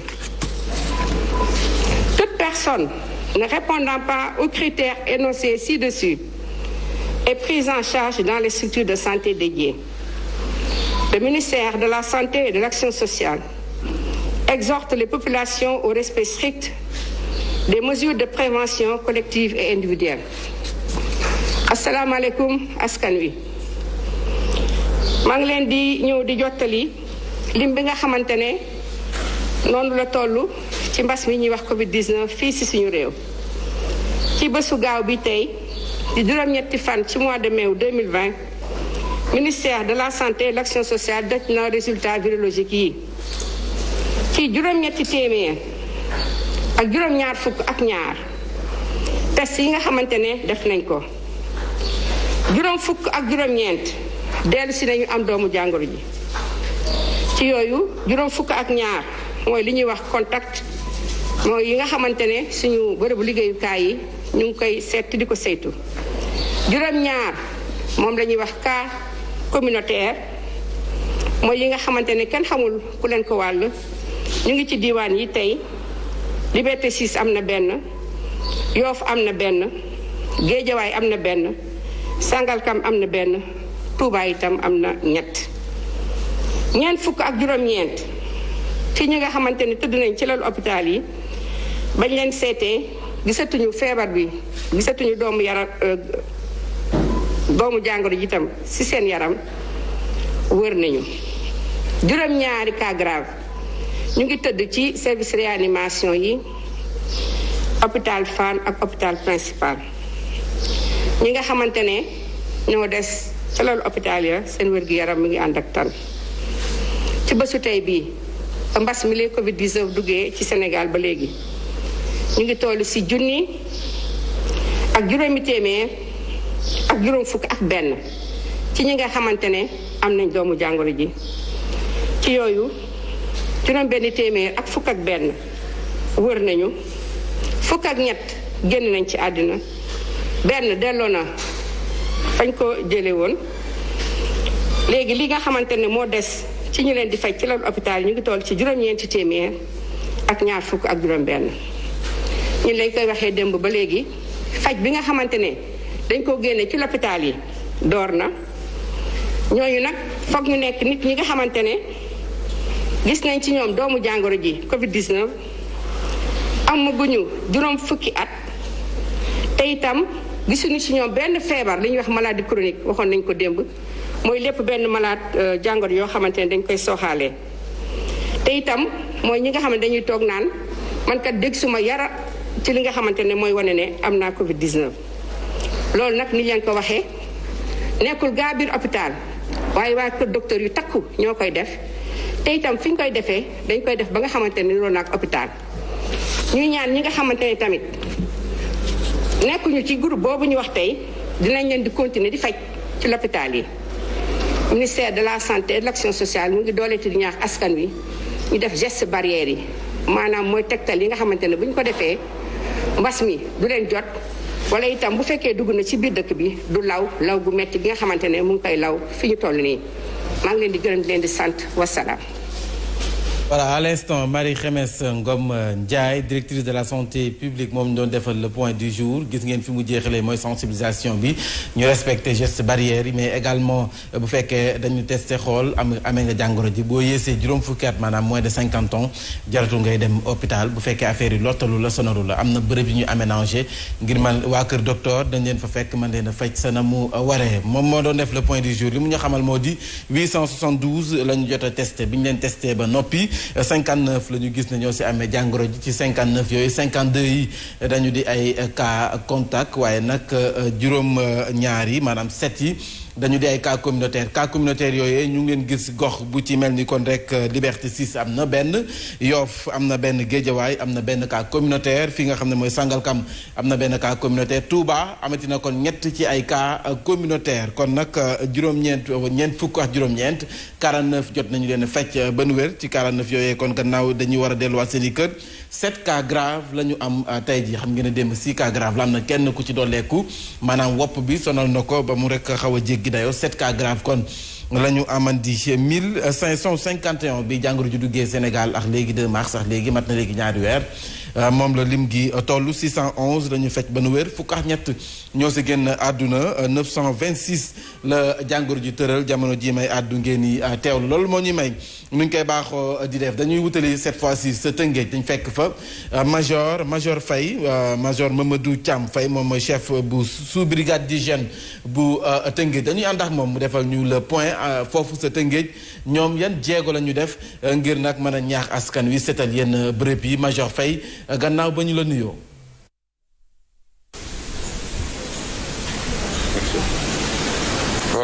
waaw Mamba dégg naa sa question comme ni nga ko waxee nga kaay yi ñu ngi bari mais dama bëgg a wax rek ñun aussi li nga xam ne moom la ñu war a def rek def nañ ko ñu ngi sensibiliser continue di sensibiliser population bi ci surtout le port de masque.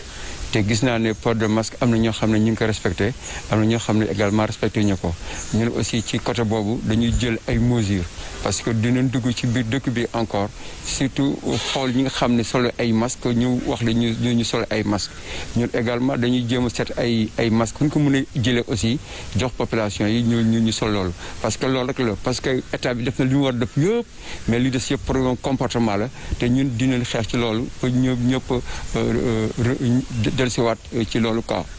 voilà major ndax jot ngeen dugg ci dëkk bi pompé ko.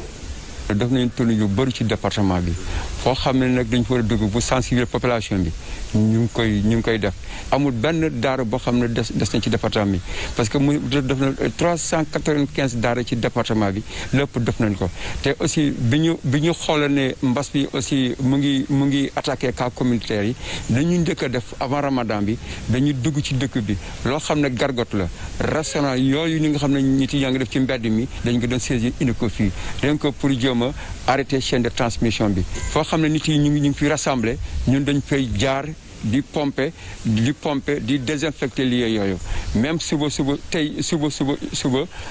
suba dañuy dem Bargny commune Bargny yëpp dañu fas yéene encore désinfecté waat amul benn commune boo xam ne ci département bi desete pompe ñu ko te ñu ngi demaat suba commune de Bargny continué waat di def opération yi nga xam ne dañuy xeex ak Covid 19 bi. waaw ñu bàyyi la ngeen wéyal sensibilisation bi ci askan wi. Mbaye maa ngi jaajëf bu baax a baax parce que yow mii nga xam ne may nga ñu opportunité pour ñu ñëw fii encore di département bi pour jàppale également ci xeex bi permettre aussi ñu am occasion sensibiliser population bi sensibiliser département bi sensibiliser également koo xam ne mu ngi ci Sénégal dañuy dégg surtout encore une fois il faut respecter les mesures barrières la distanciation sociale le port de masque surtout le port de masque ñun également dëgg nañu duggaat ci askan bi obligé lañ ñu porter masque bi parce que xam naa la loolu moo des ñu ñëpp suñu ko defee daal dinañ gagner combat bi nga xam ne moom la ñëpp di te aussi maa ngi wax aussi maa ngi remercier également le gouvernement sénégalais à sa tête qui est le président de la République le gouvernement sénégalais le ministre de la santé et aussi le président de la santé et encore une fois je remercie le professeur Seydi qui est à la tête de ce combat. jaajëfal ko baax moom major Mamadou Thiam Faye moom mooy chef sous brigade d'hygiène bu nekk foofee sa Tëngéej major ñu koy jaajëfal kon ñu ngi ci liggéey bu am solo foofee sa Tëngéej dañuy desandi sa Tëngéej ak Cheikh Ahmed Tidiane Seck xam ngeen ne tey bi si cas communautaire yi sax Sangalkam am na ca benn démb xam ngeen ànd na jox maire bu Mbambilor soriwul Sangalkam nekk si département bu Tëngéej ñu fekk fa Cheikh Ahmed Tidiane Seck mu defal ñu le point foofee sa goxub Kumbam Lamb. waaw Mbaye jërëjëf ñu ngi lay fay di la nuyu mboolem téléspectateurs yi nga xam ne ñu ngi ñuy seetaan jamono yi ci li soxal rek Covid 19 bi donc fii ci département bu Tëngéej Mame Mbaye ñu wax ne rek ci lu yees li ñu am mu di cas communautaire moom la Tëngéej yeewoo te aussi lu ca dolleeku sax mooy aussi lu toll rek ci juróom-benni cas yoo xamante ne ay cas contact lañu juróom-benni cas contact yooyu Sangalkam district bi Sangalkam am na ci juróomi cas ak nga xam ne aussi moo di district bu Diamniadio kon tey di Mame Mbaye bu ñu ko xoolee juróom fukki cas yi nga xam ne si la Tëngéej département amee woon daal dina yokk nag loolu tey ji mu toll ci 52 cas yi bu ñu ko résumé ci district bu nga xam ne moo di ca Diamniadio am na ci 17 muy fukk ak juróom-ñaar district bu Sangalkam am ci 13 muy fukk ak ñett ak fi nga xam ne moo di Rufisque bu jógee ci 21 cas yi nga xam ne moom lañ fi nemmeekoon ak cas communautaire bi donc muy 22 cas donc ci fii ci département bu Rufisque donc ci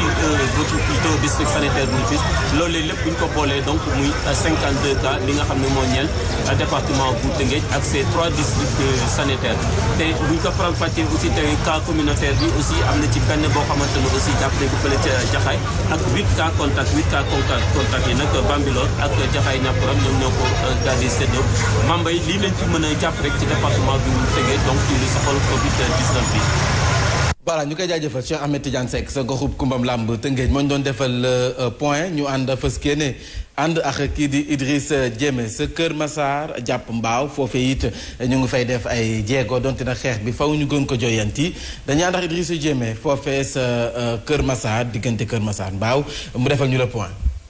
Mame Mbaye gannaaw bañ la nuyoo di nuyu waa plateau Subatel di wax ni rek point du jour àjjuma ji lu jëmee ci wàllu coronavirus dañ koy jagleel daanaka département bu Pikine ba mbas bi tàmbaleeg léegi jàpp leen ni am nañ ci lu tolloog téeméer ak fukk ak juróom benn cas 116 cas positif lu jëmee ci wàllu coronavirus ci yooyee sax am nañ cas importé am nañ cas contact waaye tamit am nañ ci lu tolloog fukk ak juróomi cas yoo xam ne issu de la transmission communautaire la waaye ci yooyee xam ngeen ni que département bu Pikine ñeenti district la am bu ci gën a néewlee mooy district bu Kër Massar moom ba mbas bi tàmbaleeg léegi am nañ ci 9 cas yu positif donte 6 yi tane woon nañ ñett moo ci des te yooyee cas sax cas contact rattaché la bu ci weesu tamit muy cas bu district sanitaire bu Yëmbal foofee ñu ngi ñaar fukk ak ñeenti cas maanaam 24 cas yoo xam ne yu positif la lu jëmee ci wàllu coronavirus beneen district bu ci topp mooy daanaka district bu Pikine foofee juróom-ñaari commune ñoo ko composé am na 40 cas positif lu jëmee ci wàllu coronavirus ba mbas bi tàmbaleeg léegi bu ci ëppale nag mooy district sanitaire bu Mbao moom ba mbas bi tàmbaleeg léegi am nañ ci 43 cas positif lu jëmee ci wàllu coronavirus ñu fàttali ni district de Mbao moom itam juróomi commune ñoo ko composé Mame Mbaye mu nekkoon lu ñu leen indiloon tey point du jour coronavirus ñu jagleel ko daanaka ñeenti district sanitaire yu nekk ci biir département bu Pikine. jaajëf Idrissa Diémé jaajëfal leen yéen si teewlu bi saa su ne nii lay demee ñu fas yéene ànd ak ministère de la santé bu 10h jotee ñu def le point waaye du ñu dem te fàttali ñu leen sa biti réew tey dañuy jégalu Pape Manta moom ak ki nga xam ne moom mooy Malick xam naa li ñu xëddee moo xaw a diis moo leen sonal waaye nag sa biti réew jàpp leen ne chiffre yaa ngi ni ci Afrique 51 915 ñoom ñoo amee li nga xam ne moom mooy jàngoro ji ñi ci faatu nag ñu ngi toll ci 2009 ñu àddu jëm ci àdduna bi wërngal këpp ñi nga xam ne ñoo amee jàngoro ji ñu ngi toll ci 3 775 667 ñi ci génn àdduna ñu ngi toll ci 264 404 ci décès kon ñoom ñoo ci faatu ñu fàttali leen ne kon tey jii point bi Marie Khemesse Ngom Ndiaye directrice générale de la santé publique moo ñu ko defal nee na nag lu toll ci 872 la ñu jotee testé bi ñu leen testé dañoo gis ne 59 ñoo si amee jàngoro ji ci 59 yooyee 52 yi dañu di ay cas contact waaye nag juróom-ñaar yi dañu di ay cas communautaire yooyee ñu ngi dëkk benn bi sa Liberté 6 benn bi sa Yoff benn bi sa Guédiawaye benn bi Sangalkam ñett yi nag ñu ngi dëkk foofee sa Touba 49 maanaam ñeent fukk ak juróom-ñeent la ñu fecc ba nu wér juróom-ñaar ci ay cas grave la ñu am mel ni kon bi jàngoro ji duggee Sénégal ak léegi ñu ngi toll ci 1551 ñi mu laal waaye nag 611 fecc nañu leen ba nu wér fukk ak ñett ñoo si ñàkk seen ak bakken 926 juróom-ñeent fukk ak ñaar fukk ak juróom benn la ñoom ñoo si juróom-ñeenti téeméer ak ñaar fukk ak juróom benn ñoom la jàngoro yu tëral jamono ji ngay may àddu ngeen di teewlu jaajëfal leen bu baax ci teewlu bi rendez-vous bi ëllëg lay doon gannaaw ba ñu leen ziyaare bu baax si àjjuma ji ñu fas yéene defaat beneen point. waaw dama la yëg. ayca ñu di la jaajëfal bu baax a baax Mame Mbaye ma di la nuyu man di la ziyaar ci àjjuma ji. ma lay ziyaar bu baax Asma si àjjuma ji. sa beige noir baaxati na. mais gis naa weex bi tamit. waaw gis nga loolu. nice na trop macha allah. waaw. ñoo bokkoon université ak département. waaw mais léegi dafa def ay privé ay géeram. def ci def code. loolu la def léegi. lu la ci xiir. Asma bu ko tontu bu ko tontu. lu la ci xiir. bu ko tontu. bu ko tontu. En tout cas, moi je te souhaite de passer un excellent week-end. À moi également. On se dit à lundi inchallah. Inchallah. Point bi nag ma fàttali ni rek à partir de demain Mouhamed Diop moo koy wëyal bu ko defee rek ngeen xaar ko. Mame Mbaye dafay noppalu nag bu ko defee lundi mu ñëwaat en force et en forme inchallah rabbi. Papa Sène Seck ñu desandi woon ci actualité ñu fas yéene wëyal. ñu fas yéene wéyal parce que simplement dafa am lu xew. dafa am fu ñu tolloon. Asma tu as bien fait de me faire la précision tout à l'heure bi ñuy wax ci wàllu étranger yi ñëw fii ñu bàyyi leen ñu dugg te amee feebar bi tu as eu raison sur moi et ça je le dis di wax rek ni fi nga xamante ni fa la ñu jëm mooy dañu toll ci jamono bu OMS di wax ne Sénégal wala boog Afrique dinañ egg ci nangam ci ay morts ils reviennent à la charge. dañu toll ci jamono bu nga xamante ni comme gars yi ni ñuy waxtaanee nii rek. ci Sénégal ci fii ak biti bi ci couloir rek yëpp ni ñu koy déggee coow lu bari loolu moo am ci fii nga xamante ni mooy mu jëm ci wàllu corona bi. information bi dafa biaisé soxna. dafa biaisé parce que simplement dafa jaxasoo dañu xaw a dañu xamul fan lañ jëm ñu ngi ci corona situation mi ngi réglé wu ñu ngi def déconfinement mais situation baa ngi gën a graaw léegi nag waa SAES ñi nga xamante ni ñoo nekk ci enseignement supérieur ne mbir mi moom corps médical bi moo leen di wax lu leer nañ ni bëccëg avec toutes les garanties bu dul loolu jàngi le 2 bi dina sooke du mu nekk parce que quoi qu'on puisse dire la question c'est pourquoi on doit aller le 2 à l'école pour ñi nga xamante ni ñooy les classes d'examen est-ce que tout est sécurisé est-ce que xoolal li xew Jandeer dem ba ay population défier force de sécurité ci lan dañ leen war a yóbbu faj leen mais approche bi ma doon wax sànq mooy nan la ñuy yóbboo nit ñi message bi est-ce que jàll na ñoom kilifa yi nee nañ communication bi jàll na parce que ñëpp xam nañ feebar bi xam nañ nooy moytoo et cetera mais ku xool li xew Jandeer xool situation bi fi mu toll ak li corps enseignant bi di wax ak li ñeneen ak ñeneen di wax li médecins yi di wax ci ñoo xamante ni dañu nekk ay nit yu jóge bitim réew ñëw fii te amee coronavirus ñi ñu àndal di circuler librement boo xoolee paramètre boobu yëpp on se rend compte que message bi jàllul pourquoi jàllul parce que jusqu'ici on n'arrive pas à toucher la sensibilité des gens par rapport à la situation Amérique lan moo tax mu metti ci ñoom benn moment parce que Donald Trump moom ci boppam gëmul woon sax ne li nga xamante ni mooy feebar bu metti bi existé na ba muy soi-disant gëmloo américains yi ne leen mu ngi ci crise au début quoi te ku xam américain xam leen ci dose de freedom dañu libre américain libre na bëgg na xaalis time is money donc lii waral mbir mi demee ni ci seen côté loolu bokk na ci maanaam message bu jàllul message boobu ñàkk jàll aussi ñun ñu ngi kaa dund fii situation bi ñu toll actuellement au Sénégal mooy que nit ñi dañu xaw a réer tantôt cas bi yokk na cas communautaire yi mu ngi kii ñu ngi tiit bi ñu amoon sax dem na est-ce que xam nga ne tiit bi dem na ñun ñëpp da nga koy xool sam bopp on se dit bon loolu mooy danger bi gën a mag encore bi gën a doy waar OMS naam duñu mës a d'accord ak ñoom ci benn fànn mooy di ñu gëmloo ni que nangami ay musiba dana am ci ñun mu ngee ñëw mun nañ ko bañ a gëm nangu ko xeex ko bañ mu am mais tamit ci beneen wàll bi ñu bàyyi si xel xaw a prudent tuuti mooy defaraat toogaay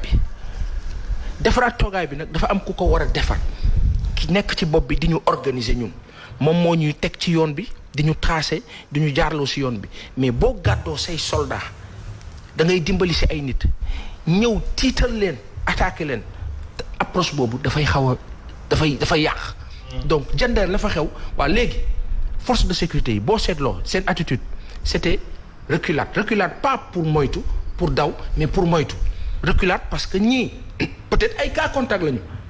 donc mënuñu leen jege ñu def demi-tour sécuriser mais loolu mooy musiba bi loolu warul am diw da ngay na tawat kat musiba am na attention il faut que ñu xool seen situation ñu lànk ba dem ci opposition affrontement sànnante ay xeer lii musul am ci àdduna bi. mais dans tout ça Passane Balma quelle est la responsabilité également de la population ñoom ñi def lii luy seen responsabilité ñoom tam. seen responsabilité benn am nañ ci responsabilité certes parce que dañu war a la population doit prendre conscience de la gravité de la situation. collaborer. maintenant loolu moo tax ma ne est-ce que réellement l'information mu ngay jàll ci gaañ yi comme il faut est-ce que ñu ngi toucher population yi comme il faut est-ce que ñu ngi laal seen sensibilité comme il faut parce que benn affaire am na la forte distraction. coronavirus mu ngi ci musique bi ñu ngi koy way coronavirus mu ngi TikTok coronavirus mu ngi ci réseaux sociaux yi banalement donc finalement à force qu'on banalise la crise à force que ça devient du business que ça devient de la fanfaronnade entre guillemets mais on se retrouve à pareille situation où on a l'impression que ñun ñi sax dañuy takk masam yàgg vraiment on en a marre sonn nañu te loolu mooy danger bi léegi nag qu'est-ce qu'il faut faire il faut ñu relancer waat la chose kilifa yi xoolaat seen mode de communication fan la ñu jëm tey forcing yokk feebar la. justement voilà. fu doxul rek ñu fexe ba mu doxaat. comme le 2 moom déjà jàng bi moom waa enseignement supérieur nee nañu tant que médecins yi wax ñu leen lu leer. jàng bi moom du sotti. justement mu amoon solo.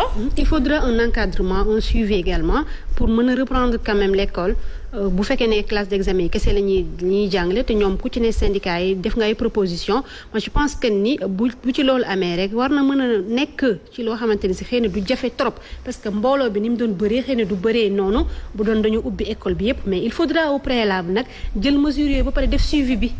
lu jafe la ah xasma boo bëggee jël le nombre d'enseignants qu'il y a au Sénégal le nombre d'enseignants classe d'examen yi da ngay jël ñi def examen ñëpp. du cycle secondaire au cycle supérieur. waaw léegi ñooñu ñëpp tey bu ñu waree ñi war a jóge fii ñi ñu affecté fii ñi ñu affecté fii ñooñu ñëpp ñu war ko contrôler te yow ñun bu ñu waxee ñu ne mbir mi eggul fenn fi mënuñu defandoo lépp dina métti de ay xale yu bokk classe bokk école nga ne du ñu laalante du ñu touchante du ñu jegante dina jafe de.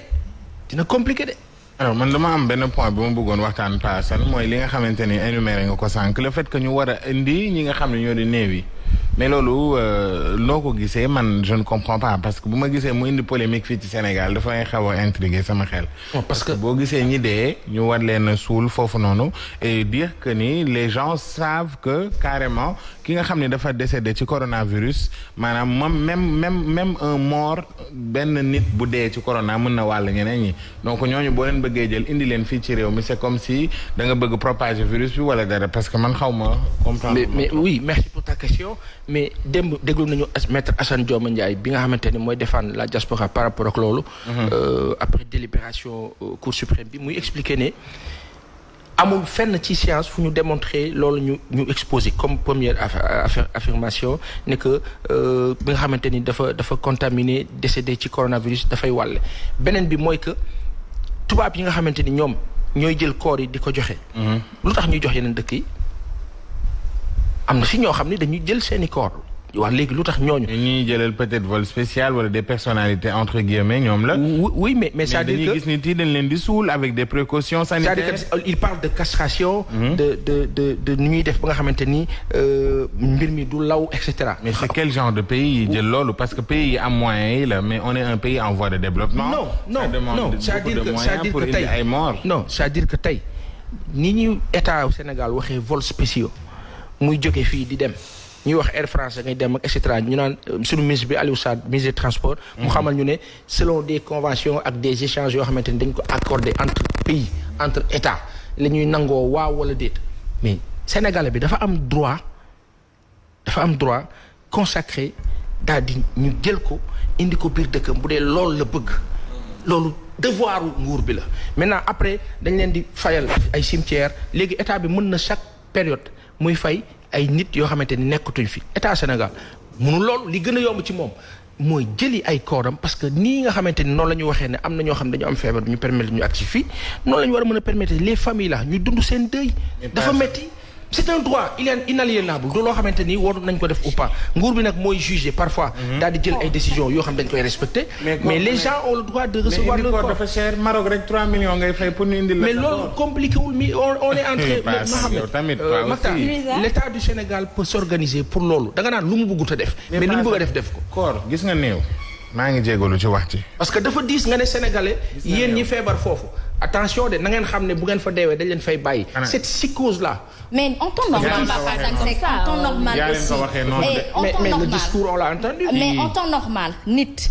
nga tukkil tu sa tukkil bopp say fan jeex yàlla nam nga wàcc liggéey boo fa wàcc liggéey yoonu nguur nekku ci à un moment aussi il faut qu'on soit un peu réaliste et qu'on arrête de demander Asma xamal lan mooy nguur non je sais mais je veux dire que ba tey noonu nguur dafa war a agir. noo jàppee nguur c'est-à-dire que non c'est pas question de ça Papa Sane c'est-à-dire que tey jii nii tey gis naa nit boo xamante ni dafa tukki boppam génn àddinay boppam. famille am ñàkk néew di doole. mënuñu fay li nga xamante ne mooy indi. minimum 3 millions.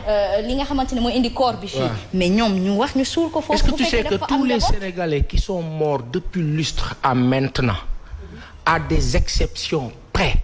amul benn corps boo xamante ni à des exceptions près la majorité ñoom ñooy jëlal seen bopp en charge ñooy fayal seen bopp seeni corps ñoom ñooy organiser wu seen bopp seeni corps quand on parle de l'État c'est dans un sens exceptionnel sens exceptionnel boobu mooy que tey droit la devoiru État la kenn mënu ko dindi permission bi lay wax permission bi dafa war a am parce que ay sénégalais lañu yu ñàkk seen bakkan ñu war leen indiwaat parfait mu nekkoon sa xalaat ñu di la jaajëfal bu baax a baax waaw kay nag fii la ñuy ndar keppee mbir mi vendredi dafay gàtt ndaxte ajjuma ci boppam nag moo gàtt balaa nag ñuy imputer si le temps de quelqu'un d'autre bi gi sañse bi rafet na. oui merci beaucoup je suis habillé par Woziba donc Liberté 6 nekk ci tali bi jëm ci terminus PNA. ñoo ci écritel bi 420 24 41 comme ni leen ko wane noonu ci écritel bi mi ngi noonu Woziba moo ma habillé le tailleur de Youssou Ndour. macha allah. il fallait continuer ko sama lingère. merci à Kadia Chéri Mas Goro Tata Kole Bentali et également di tuuti moo ko ñaw mais ñoom ñoo ma joxoon tissu bi merci beaucoup. c'est magnifique. Lisa maman ba tey. waaw bu la neexee sax mu jóg wan la ko. waaw wan ma ko kay damaa bëgg. dafa mën na trop. macha allah habillé par maman. damaa bëgg xale sponsorisé par sa famille. waa kay nag ma di leen jaajëfal bu baax a baax di jaajëfal mbokku téléspectateurs yi di fàttali ni rek ci bopp bi xam ngeen ki ciy jaar. tàmbaliwaat na ubbiwaat na muy madame Diatta bu suñu taar waaw kay mi ngi noonu gis karawaas na yoon bi de mu ngi noonu nag macha allah xam naa léegi rek maam si di dikk ci moom ma xam na ni rek ma dig daje leen demain ci beneen subateel dig daje leen ci kanam tuuti pour waxtaane ko ak yaa Seyda tous les vendredis waaye it nag bàyyi leen ak grand plateau démb wàcc nañ fi ba 0 waaye nag Sénégal ñoo far distanciation bi paasaan moytu ko à demain.